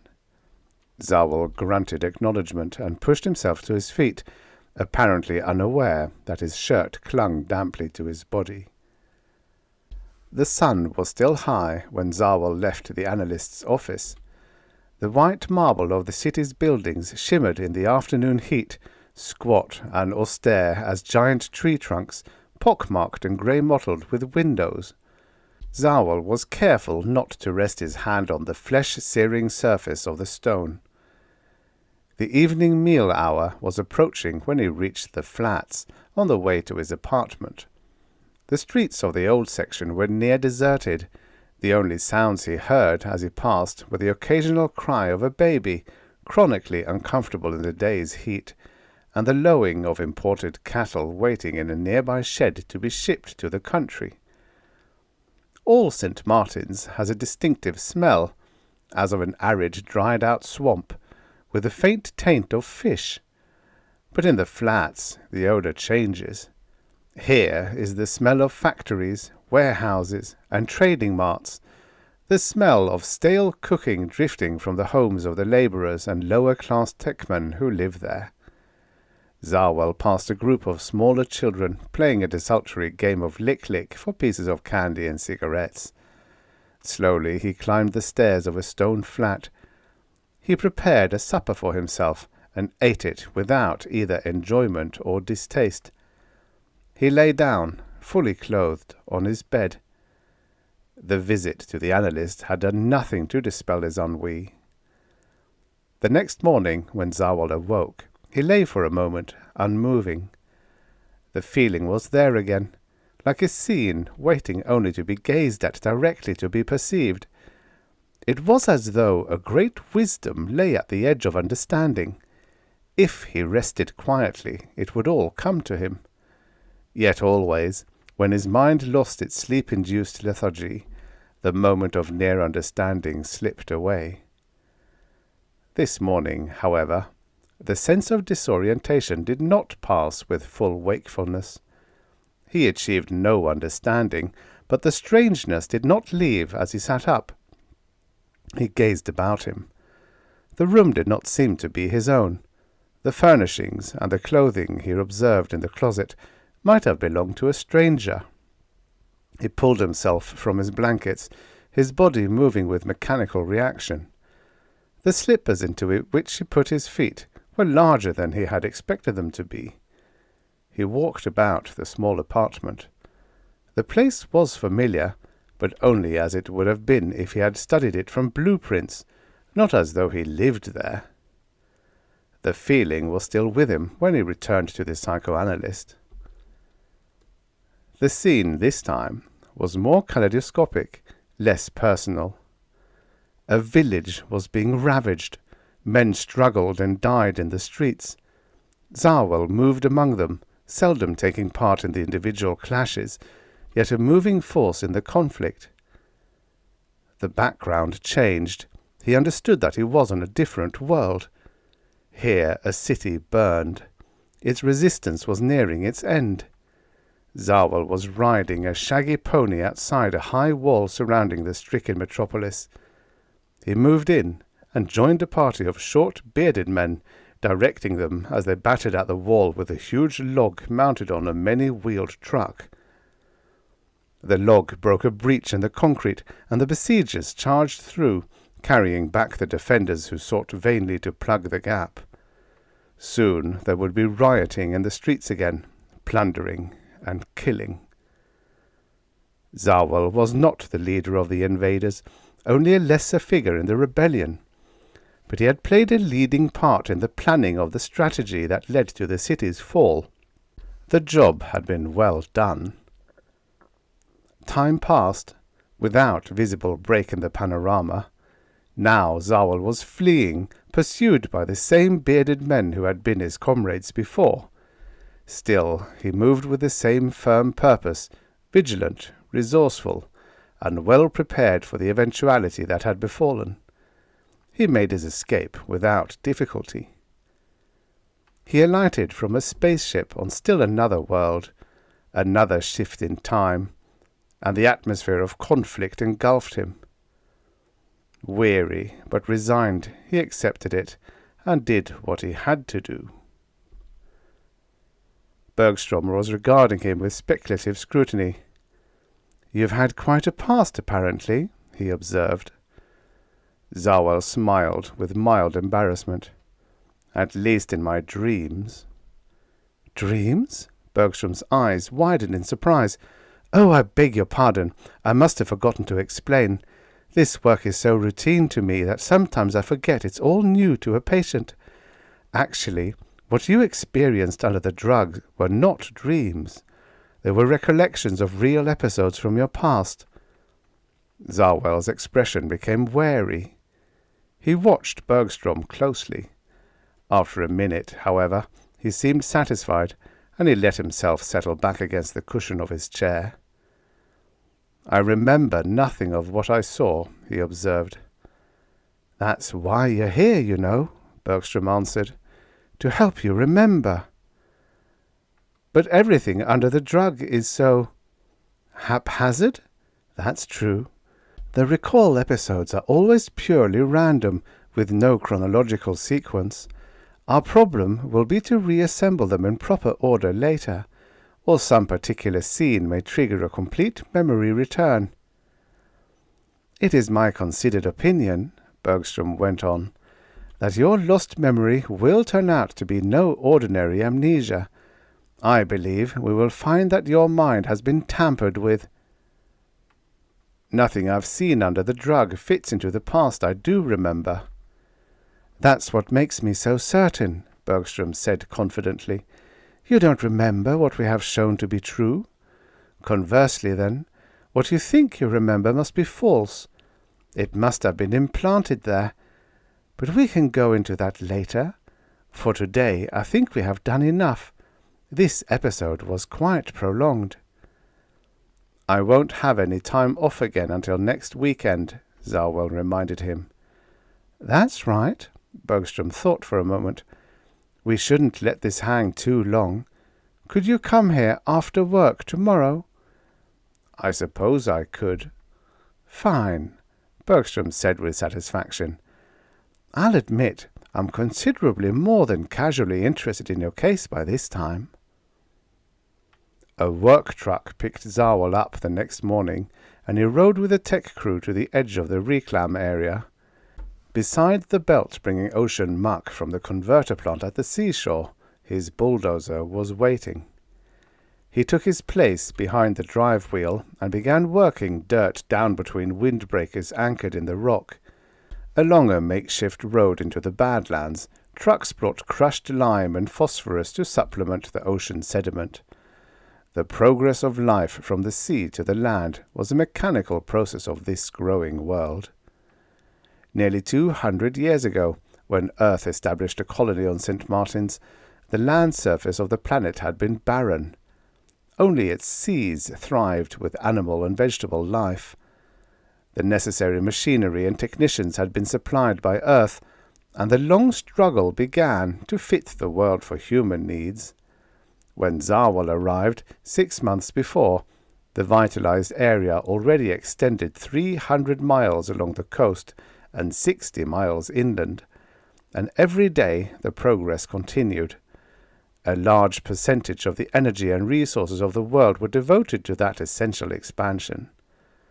The reclam crews filled and sodded the sterile rock, planted binding grasses, grain, and trees, and diverted rivers to keep it fertile. When there were no rivers to divert, they blasted out springs and lakes in the foothills to make their own. Biologists developed the necessary germ and insect life from what they found in the sea. Where that failed, they imported microorganisms from Earth. 3 rubber-tracked crawlers picked their way down from the mountains until they joined the road passing the belt. They were loaded with ore that would be smelted into metal for depleted Earth or for other colonies short of minerals. It was St. Martin's only export thus far. Zarwell pulled his sun helmet lower to better guard his hot, dry features. The wind blew continuously on St. Martin's, but it furnished small relief from the heat. After its 3,000-mile journey across scorched, sterile rock, it sucked the moisture from a man's body, bringing a membrane-shrinking dryness to the nostrils as it was breathed in. With it came also the cloying taste of limestone in a worker's mouth. Zarwell gazed idly about at the other labourers. Fully 3/4 of them were Berizaba-ridden. A cure for the skin fungus had not yet been found. The men's faces and hands were scabbed and red. The colony had grown to near self-sufficiency, would soon have a moderate prosperity, yet they still lacked adequate medical and research facilities.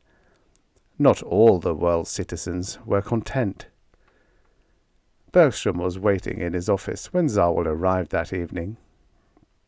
He was lying motionless on a hard cot, with his eyes closed, yet with his every sense sharply quickened. Tentatively, he tightened small muscles in his arms and legs. Across his wrists and thighs he felt straps binding him to the cot. "So that's a big bad man," a coarse voice above him observed caustically. He doesn't look so tough now, does he?" "It might have been better to kill him right away," a second, less confident voice said. "It's supposed to be impossible to hold him." "Don't be stupid. We just do what we're told. We'll hold him." "What do you think they'll do with him?" "Execute him, I suppose," the harsh voice said matter-of-factly. "They're probably just curious to see what he looks like first. They'll be disappointed." Zarwell opened his eyes a slit to observe his surroundings. It was a mistake. "He's out of it," the first speaker said, and Zarwell allowed his eyes to open fully. The voice, he saw, belonged to the big man who had bruised him against the locker at the spaceport. Irrelevantly, he wondered how he knew now that it had been a spaceport. His captor's broad face jeered down at Zarwell. "Have a good sleep?" he asked with mock solicitude. Zarwell did not deign to acknowledge that he heard. The big man turned. "You can tell the chief he's awake," he said. Zarwell followed his gaze to where a younger man, with a blond lock of hair on his forehead, stood behind him. The youth nodded and went out, while the other pulled a chair up to the side of Zarwell's cot. While their attention was away from him, Zarwell had unobtrusively loosened his bonds as much as possible with arm leverage. As the big man drew his chair nearer, he made the hand farthest from him tight and compact, and worked it free of the leather loop. He waited. The big man belched. "You're supposed to be great stuff in a situation like this," he said, his smoke-tanned face splitting in a grin that revealed large square teeth. "How about giving me a sample?" "You're a yellow-livered bastard," Zarwell told him. The grin faded from the oily face as the man stood up. He leaned over the cot, and Zarwell's left hand shot up and locked about his throat, joined almost immediately by the right. The man's mouth opened as he tried to yell as he threw himself frantically backward. He clawed at the hands about his neck. When that failed to break the grip, he suddenly reversed his weight and drove his fist at Zarwell's head. Zarwell pulled the struggling body down against his chest and held it there until all agitated movement ceased. He sat up then, letting the body slide to the floor. The straps about his thighs came loose with little effort. The analyst dabbed at his upper lip with a handkerchief. "The episodes are beginning to tie together," he said, with an attempt at nonchalance. "The next couple should do it." Zarwell did not answer. His memory seemed on the point of complete return, and he sat quietly, hopefully. However, nothing more came, and he returned his attention to his more immediate problem. Opening a button on his shirt, he pulled back a strip of plastic cloth just below his rib cage and took out a small flat pistol. He held it in the palm of his hand. He knew now why he always carried it. Bergstrom had his bad moment. "You're not going to—" he began at the sight of the gun. He tried again. "You must be joking." "I have very little sense of humor," Zarwell corrected him. "You'd be foolish." Bergstrom obviously realized how close he was to death. Yet surprisingly, after the first start, he showed little fear. Zarwell had thought the man a bit soft, too adjusted to a life of ease and some prestige to meet danger calmly. Curiosity restrained his trigger finger. "Why would I be foolish?" he asked. "Your Menninger oath of inviolable confidence?" Bergstrom shook his head. "I know it's been broken before, but you need me. You're not through, you know. If you killed me, you'll still have to trust some other analyst." "Is that the best you can do?" "No." Bergstrom was angry now. "But use that logical mind you're supposed to have. Scenes before this have shown what kind of man you are. Just because this last happened here on St. Martin's makes little difference. If I was going to turn you in to the police, I'd have done it before this." Zarwell debated with himself the truth of what the other had said. "Why didn't you turn me in?" he asked. "Because you're no mad dog killer." Now that the crisis seemed to be past, Bergstrom spoke more calmly, even allowed himself to relax. "You're still pretty much in the fog about yourself. I read more in those commonalities than you did. I even know who you are." Zarwell's eyebrows raised. "Who am I?" he asked, very interested now. Without attention, he put his pistol away in a trouser pocket. Bergstrom brushed the question aside with one hand. "Your name makes little difference. You've used many. But you are an idealist. Your killings were necessary to bring justice to the places you visited. By now, you're almost a legend among the human worlds. I'd like to talk more with you on that later." While Zarwell considered, Bergstrom pressed his advantage. "One more scene might do it," he said. "Should we try again? If you trust me, that is." Zarwell made his decision quickly. "Go ahead," he answered. All Zarwell's attention seemed on the cigar he lit as he rode down the escalator, but he surveyed the terminal carefully over the rim of his hand. He spied no suspicious loungers. Behind the escalator, he groped along the floor beneath the lockers until he found his key. The briefcase was under his arm a minute later. In the basement lav, he put a coin in the pay slot for a private compartment and went in. As he zipped open the briefcase, he surveyed his features in the mirror. A small muscle at the corner of one eye twitched spasmodically. One cheek wore a frozen quarter smile. 36 hours under the paralysis was longer than advisable.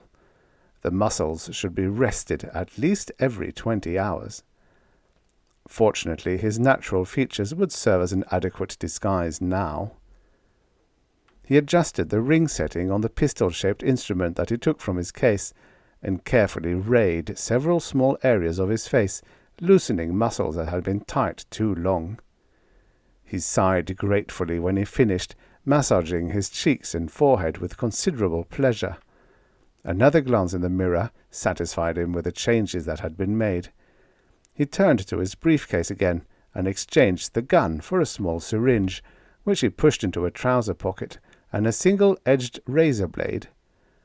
Removing his fibre-cloth jacket, he slashed it into strips with a razor blade and flushed it down the disposal bowl.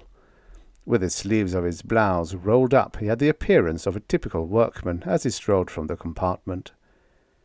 Back at the locker, he replaced the briefcase, and with a wad of gum glued the key to the bottom of the locker frame. One step more. Taking the syringe from his pocket, he plunged the needle into his forearm and tossed the instrument down a waste chute. He took 3 more steps and paused uncertainly. When he looked about him, it was with the expression of a man waking from a vivid dream. "Quite ingenious," Bergstrom murmured admiringly. "You had your mind already preconditioned for the shot. But why would you deliberately give yourself amnesia?" "What better disguise than to believe the part you're playing?" "A good man must have done that job on your mind," Bergstrom commented. "I'd have hesitated to try it myself. It must have taken a lot of trust on your part." "Trust and money," Zarwell said dryly. "Your memory's back, then?" Zarwell nodded. "I'm glad to hear that," Bergstrom assured him. "Now that you're well again, I'd like to introduce you to a man named Vernon Johnson. This world." Zarwell stopped him with an upraised hand. "Good God, man, can't you see the reason for all this? I'm tired. I'm trying to quit." "Quit?" Bergstrom did not quite follow him. "It started on my home colony," Zarwell explained listlessly. "A gang of hoods had taken over the government. I helped organize a movement to get them out. There was some bloodshed, but it went quite well. Several months later, an unofficial envoy from another world asked several of us to give them a hand on the same kind of job. The political conditions there were rotten. We went with him.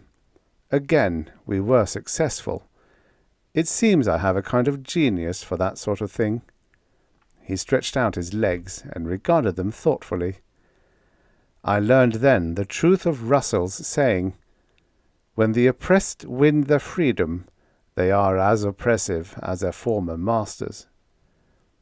When they went bad, I opposed them. This time I failed, but I escaped again. I have quite a talent for that also. I'm not a professional do-gooder. Zarwell's tone appealed to Bergstrom for understanding. I have only a normal man's indignation at injustice, and now I've done my share. Yet, wherever I go, the word eventually gets out, and I'm right back in a fight again. It's like the proverbial monkey on my back. I can't get rid of it. He rose. That disguise and memory planting were supposed to get me out of it.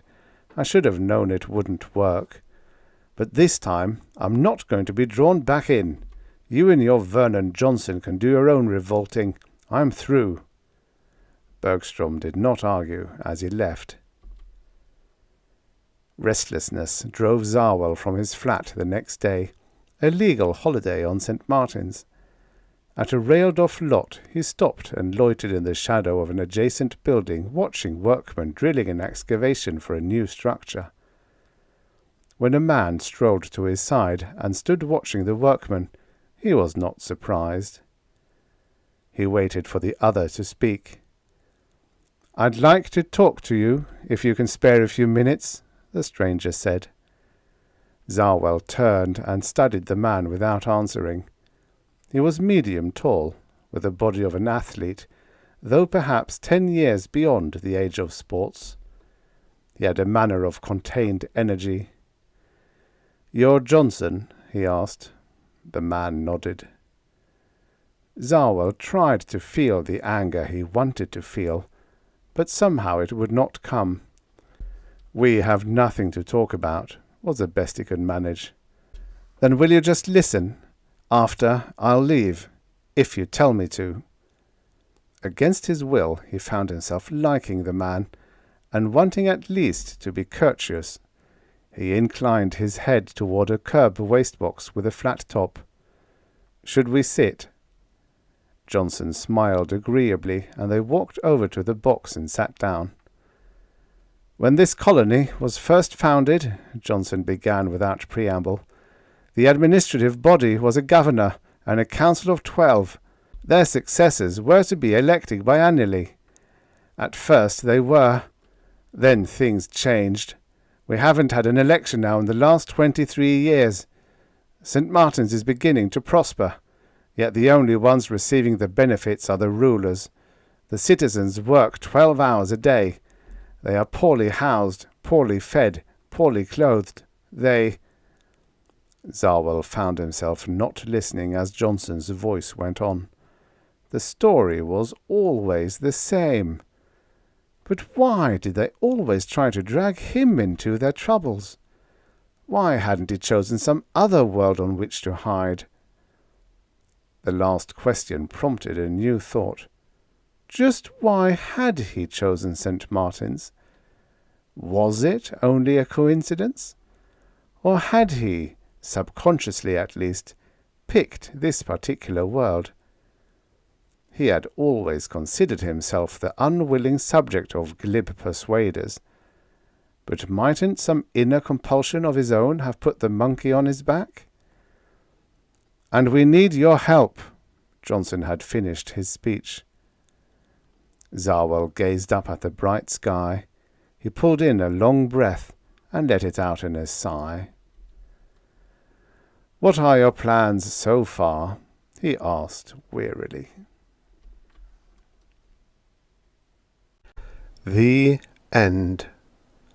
Subscribe for your daily stories of futures past. And now, for the next story. The Mannion Court-Martial by Randall Garrett. Originally published in Imagination Stories of Science and Fantasy, October 1957. Narrated by Tom Trussel. Why would a space officer lead an android rebellion? Even Lieutenant Mannion believed he was guilty, as they gave him the supreme penalty. Lieutenant Dan Mannion of the Earth Space Patrol stood in the prisoner's dock in the courtroom, gripping the rail of his cubicle so hard his fingers hurt. Commander Edward Harkness of the SP, who was presiding, glared at him sternly. Lieutenant Mannion, the charges against you are severe. You face the risk of total mnemonic erasure if found guilty. Is there anything you care to say in your own defense before we proceed with the trial? Mannion glanced around the military courtroom, seeing the pale, tense, anxious face of his wife Virginia, the stern countenance of Dubrow, his former commanding officer, the interested eyes of 100 onlookers. "No," he said. His voice was thin and dry. "There's nothing I can say. Nothing at all." He saw Virginia's pleading eyes. She was telling him silently, "Please, Dan, tell them you're innocent. At least put up a defense." "Call the witness," Commander Harkness ordered.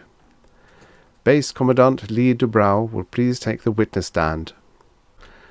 While Dubrow was being sworn in, Mannion studied him.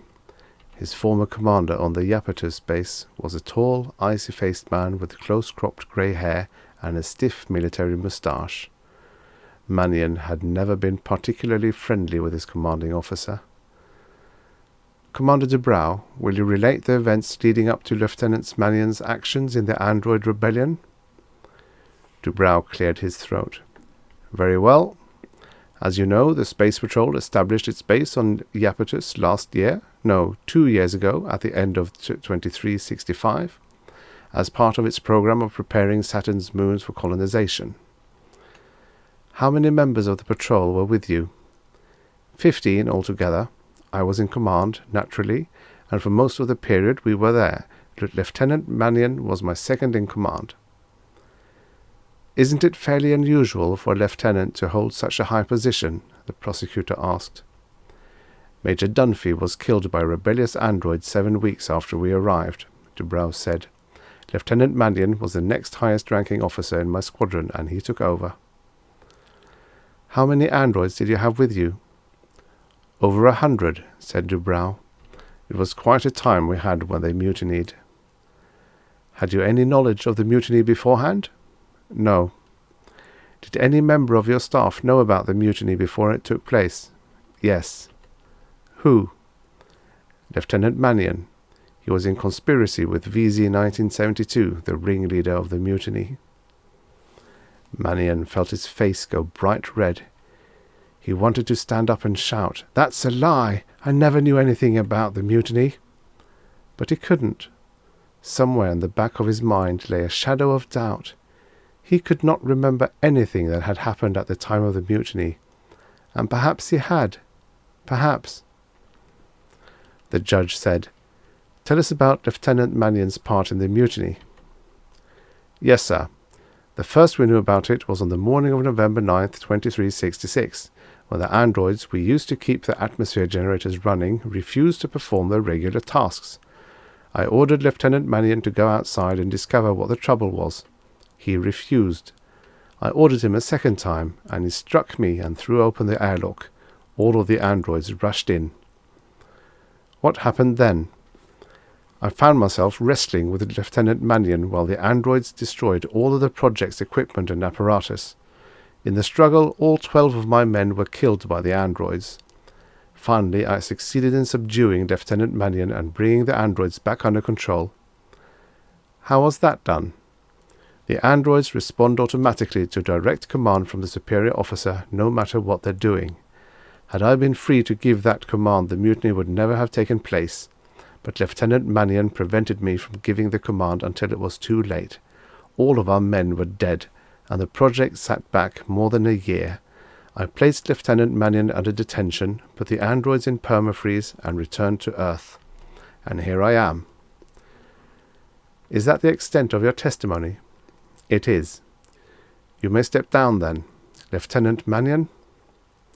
Mannion rose and faced the judge. "Sir?" You've now heard your commander testify that you willfully obstructed his attempt to end the android mutiny, a mutiny which cost 12 human lives and did over $5 million worth of damage to the Iapetus project. Is there, again, anything you care to say in your own defense? Mannion shook his head. No, sir. Very well, then. The court will adjourn for 15 minutes while data is programmed and fed to the computer, after which the verdict will be announced and the sentence read. Mannion left the stand and felt his wife Virginia come up to him and hold him tightly. Dan, why don't you say something? Dubrow's testimony is damning you if you don't speak up. Mannion frowned. But I don't remember, Virginia. My mind is a blank for the entire period of the mutiny. For all I know, I did do as the commander says.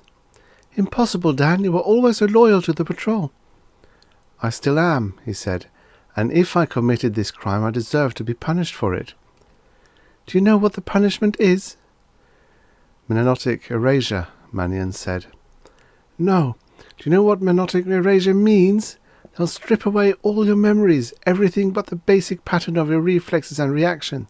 Everything that is Dan Mannion will be erased, discarded, thrown away. Tears appeared in the corner of her eyes. I'll be declared a widow officially, and your body will be given a new name, a different identity. You'll be re-educated as someone else. Mannion nodded bleakly. I know. What can I do? Dubrow's my commander. He has to be telling the truth. I don't remember anything. Perhaps I went temporarily out of my mind, did an insane thing, and now my consciousness has blanked out that period. It doesn't matter. I killed 12 men by my actions, Ginny. No. I'm afraid so, Mannion said, and I'll take my punishment for it now. He turned away, not wanting to see his wife's tear-streaked face. A torrent of conflicting emotions raged within him despite the calm exterior he maintained. All his life he had dreamed of the patrol and its glory. He had worked toward that one end. 4 years at the academy, 2 more in apprentice work, then finally the commission and the assignment to Iapetus. And what happened? A moment of insanity, perhaps, or downright conspiracy with an android to overthrow the project by violence. He didn't know. He would never know. All he knew was he had done some mad act, and now he would pay for it. His marriage, his career, even his identity itself would be taken from him. An orderly touched his arm. The court's returning to order, Lieutenant Mannion. Please resume your place. Sure, I'm going. He kissed his wife tenderly and started up the row of steps to take his place in the prisoner's dock. Commander Harkness was staring grimly at him. The verdict, when it came, would be no surprise. From the nature of Mannion's lack of defense, it would be a foregone certainty. Lieutenant Mannion, you're aware of the nature of the crime you've charged with? Yes, sir. The only witness against you has been your former commander, Lee Dubrow. You have not made any statements in your own defense? No, sir. In view of this situation, the court has no recourse but to find you guilty of insubordination in the highest degree, conspiracy, malicious attack upon an officer with intent to aid in mutiny. Mannion bowed his head. Yes, sir, he said in a half-audible tone. The punishment for these crimes is necessarily severe, the judge went on. Naturally, we are unable to put into effect what would normally have been a penalty 300 years ago. The death penalty is obsolete.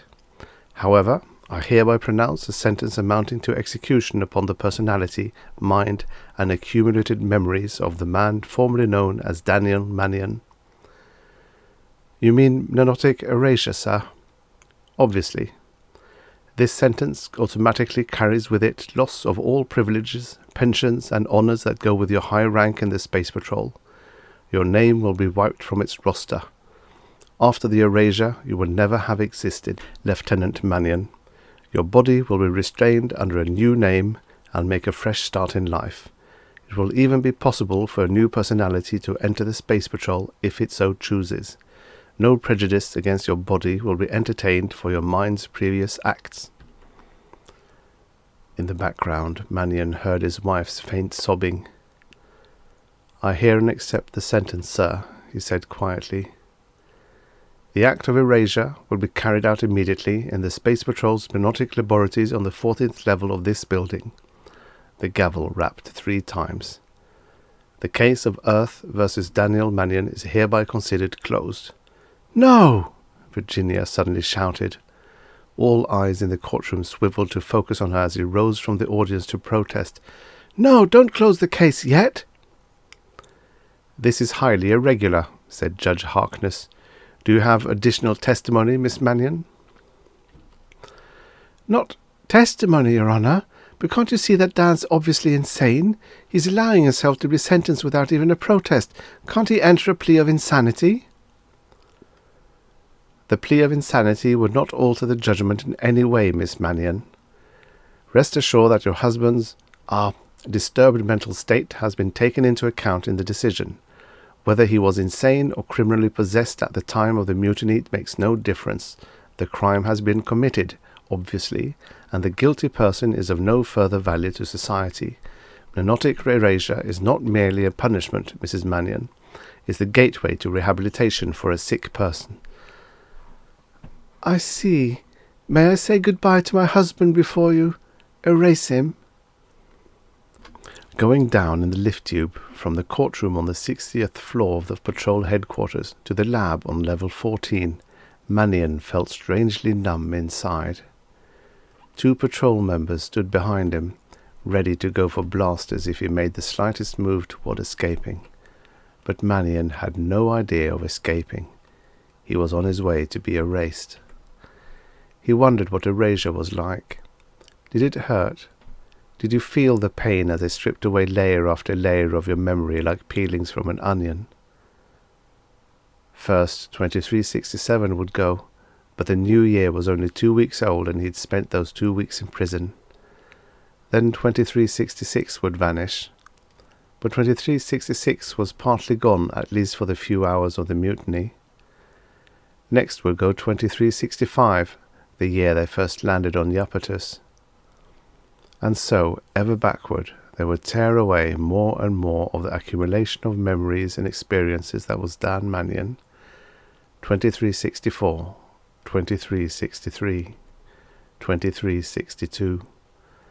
That was the year he met Virginia. They would take away his courtship, his wedding, those wonderful early days of marriage. The 2 years as a patrol apprentice would go, the 4 years at the academy. Adolescence, boyhood, childhood. Soon there would be nothing left of Dan Mannion but a few vague memories of babyhood, and then even those would be gone. He would emerge from the lab, wiped blank, a fresh, unmarked slate ready to be given its new identity. Suddenly, he found himself quivering. "I'm not guilty. I didn't do it. I couldn't have done it." "Too late," a voice said. He saw again the faces of Virginia, of Commander Harkness, of stern-faced Dubrow giving the testimony that damned him. Too late to defend yourself. 14, the robo-brain of the elevator announced. The door slid back. Mannion felt light pressure behind each of his arms as his 2 guards shoved him gently forward. A frosted glass door loomed up ahead of him. The sign on the door read, "Mnemonics Laboratory." Cold sweat drenched his body. Now that he was but feet away from the room where the erasure would take place, he wanted out desperately, wanted some chance to prove that he hadn't conspired with the androids, hadn't aided in the revolt, hadn't helped to murder 12 fellow patrolmen and wreck the Iapetus project. "You go in here," someone said to him. The door marked Mnemonics Laboratory was swinging open to receive him. There was no way out. 4 grey-smocked technicians waited inside for him. One of the guards with him said, "This is Mannion. He was just sentenced upstairs." "I know. The order came down the pneumotubes a minute ago. Total erasure." "That's right," the guard said. "He gets wiped clean." "Will you lead him to the machines, please?" Dan went forward and faced a complex angle of probes and dials. "Is this the machine that does it?" he asked uneasily. "That's right. It'll be over in a minute, Lieutenant Mannion.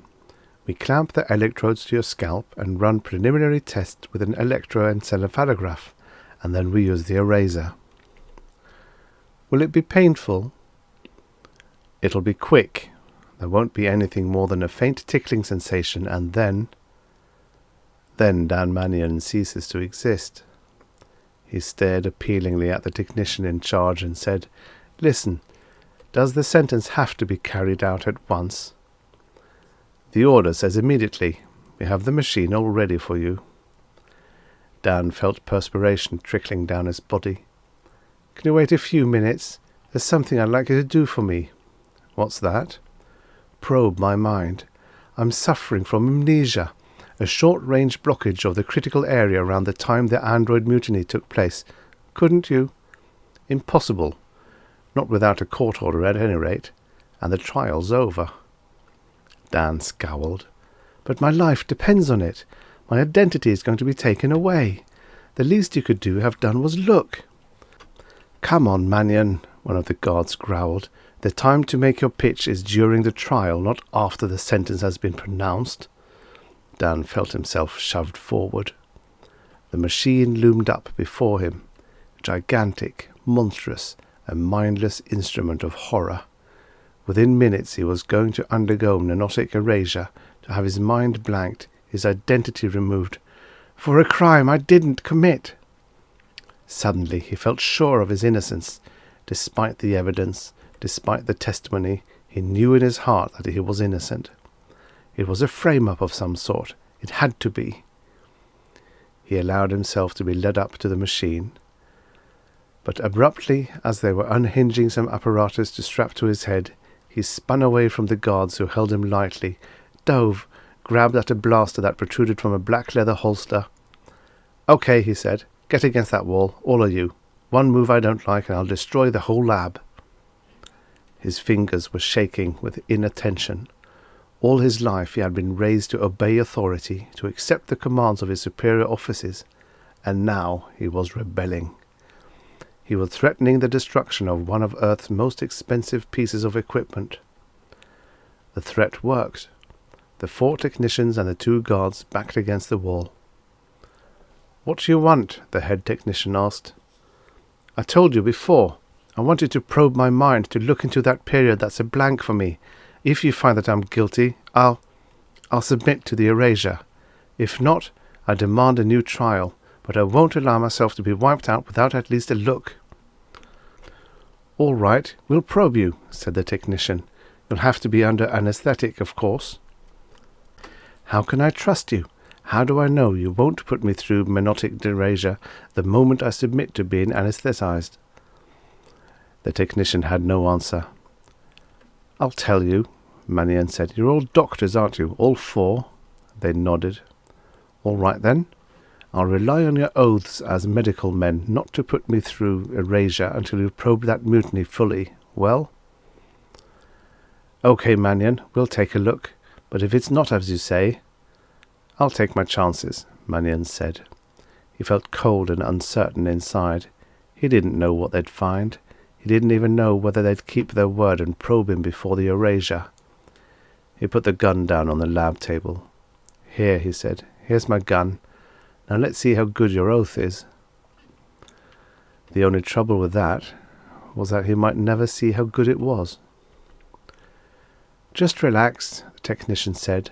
"The probe is entering your mind now. Just relax." Mannion sank downward into the soft, warm darkness that enfolded him.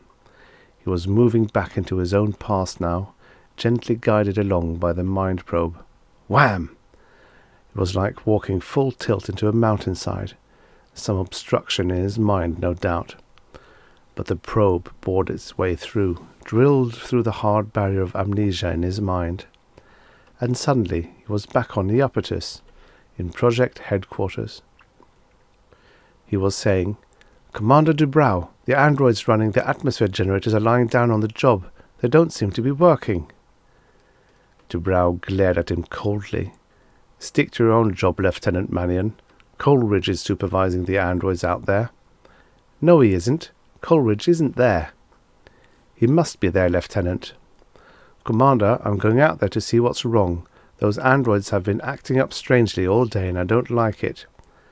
I order you to stay here, Dubrow snapped. But... Hesitantly, Mannion took a few steps toward the airlock. The androids outside were sauntering casually around like unemployed thieves. It wasn't a natural way for androids to behave. Sir, I request special permission to go out there and investigate... Sir! Dubrow was throwing open the airlock, and the androids came rushing in. He's crazy, Lieutenant Mannion thought. I've got to take charge, keep those androids from wrecking the project. Get away from there, sir! Close the lock! Don't give me orders, Mannion! Dan shook his head and started to run toward the superior officer, but suddenly Dubrow charged him. The abrupt assault bowled him over. Dan ducked and tried to land a punch, but Dubrow had his blaster out. A blow crashed into Mannion's forehead. He tried to clear away the cobwebs, but Dubrow hit him again, and all went dim. He had a vague memory of Dubrow's directing the androids in the methodical destruction of the project. Then it was all over, and the androids were back where they belonged. Dubrow was holding a hypnomech in front of his eyes, spinning around and around, a dizzying, sleep-inducing, confusing blare of many colours, around and around, around and around. And then he was asleep. We owe you a great apology, Lieutenant Mannion, the technician was saying. If you hadn't forced us to probe your mind, we would have sent an innocent man to neurotic erasure, but now we have the record of what actually happened. Hang on to it, Mannion said. I've got to get upstairs and find Dubrow before he gets out of here. Without waiting for a word of protest, Dan threw off the mind probe apparatus, jumped off the table, and raced out into the hall. He caught the lift tube going up. In all likelihood, Dubrow, Virginia, and the judge would still be in the courtroom, working out some settlement of the former Lieutenant Mannion's private property. He was right. Mannion, what are you doing? Dan ignored the judge's outcry. Hello, Dubrow. I just had some of my amnesia removed. That was a pretty clever story you told, wasn't it? I don't know what you're talking about, Mannion. The hell you don't. You don't know anything about the hypnomech you used to block my mind, Anne. Dan ducked suddenly as a spurt of energy from the proton gun in Dubrow's hand seared through the wall behind him. Dubrow was aiming the gun, readying to fire again. And Judge Harkness rose from the bench and hurled a heavy law book at him. It struck Dubrow squarely on the side of the head. The bolt of proton force squirted toward the ceiling, and Dan leapt forward. He crashed into Dubrow and knocked the tall officer sprawling. The proton gun clattered to the floor. Dubrow squirmed and kicked, but Dan's fists thundered against his body. Hypnotize me, will you, and try to frame me for that mutiny. I'll... All right, Mannion, a calm voice said from somewhere above him. You can get off him now. He's out cold. Judge Harkness faced Dan and Virginia Mannion. I don't understand why you didn't speak up, son. I assumed I was wrong, sir. I've always been trained to respect the word of an officer. If Commander Dubrow said I was guilty and I didn't remember, well, sir, he had to be right. Harkness chuckled. You know differently now. We've had a mind probe run on Dubrow. It seems he was bribed by a group of private contractors to wreck the patrol's project on Iapetus so they could get the job instead. He figured he'd have you tried for the crime, leaving him in the clear. So all he did was switch the action around and then hypnotize you into forgetting it. What's going to happen to him now? Mannion asked. What else? He's being erased now. Commander Dubrow no longer exists. Mannion shuddered. He remembered vividly that complex pile of machinery on the 14th level.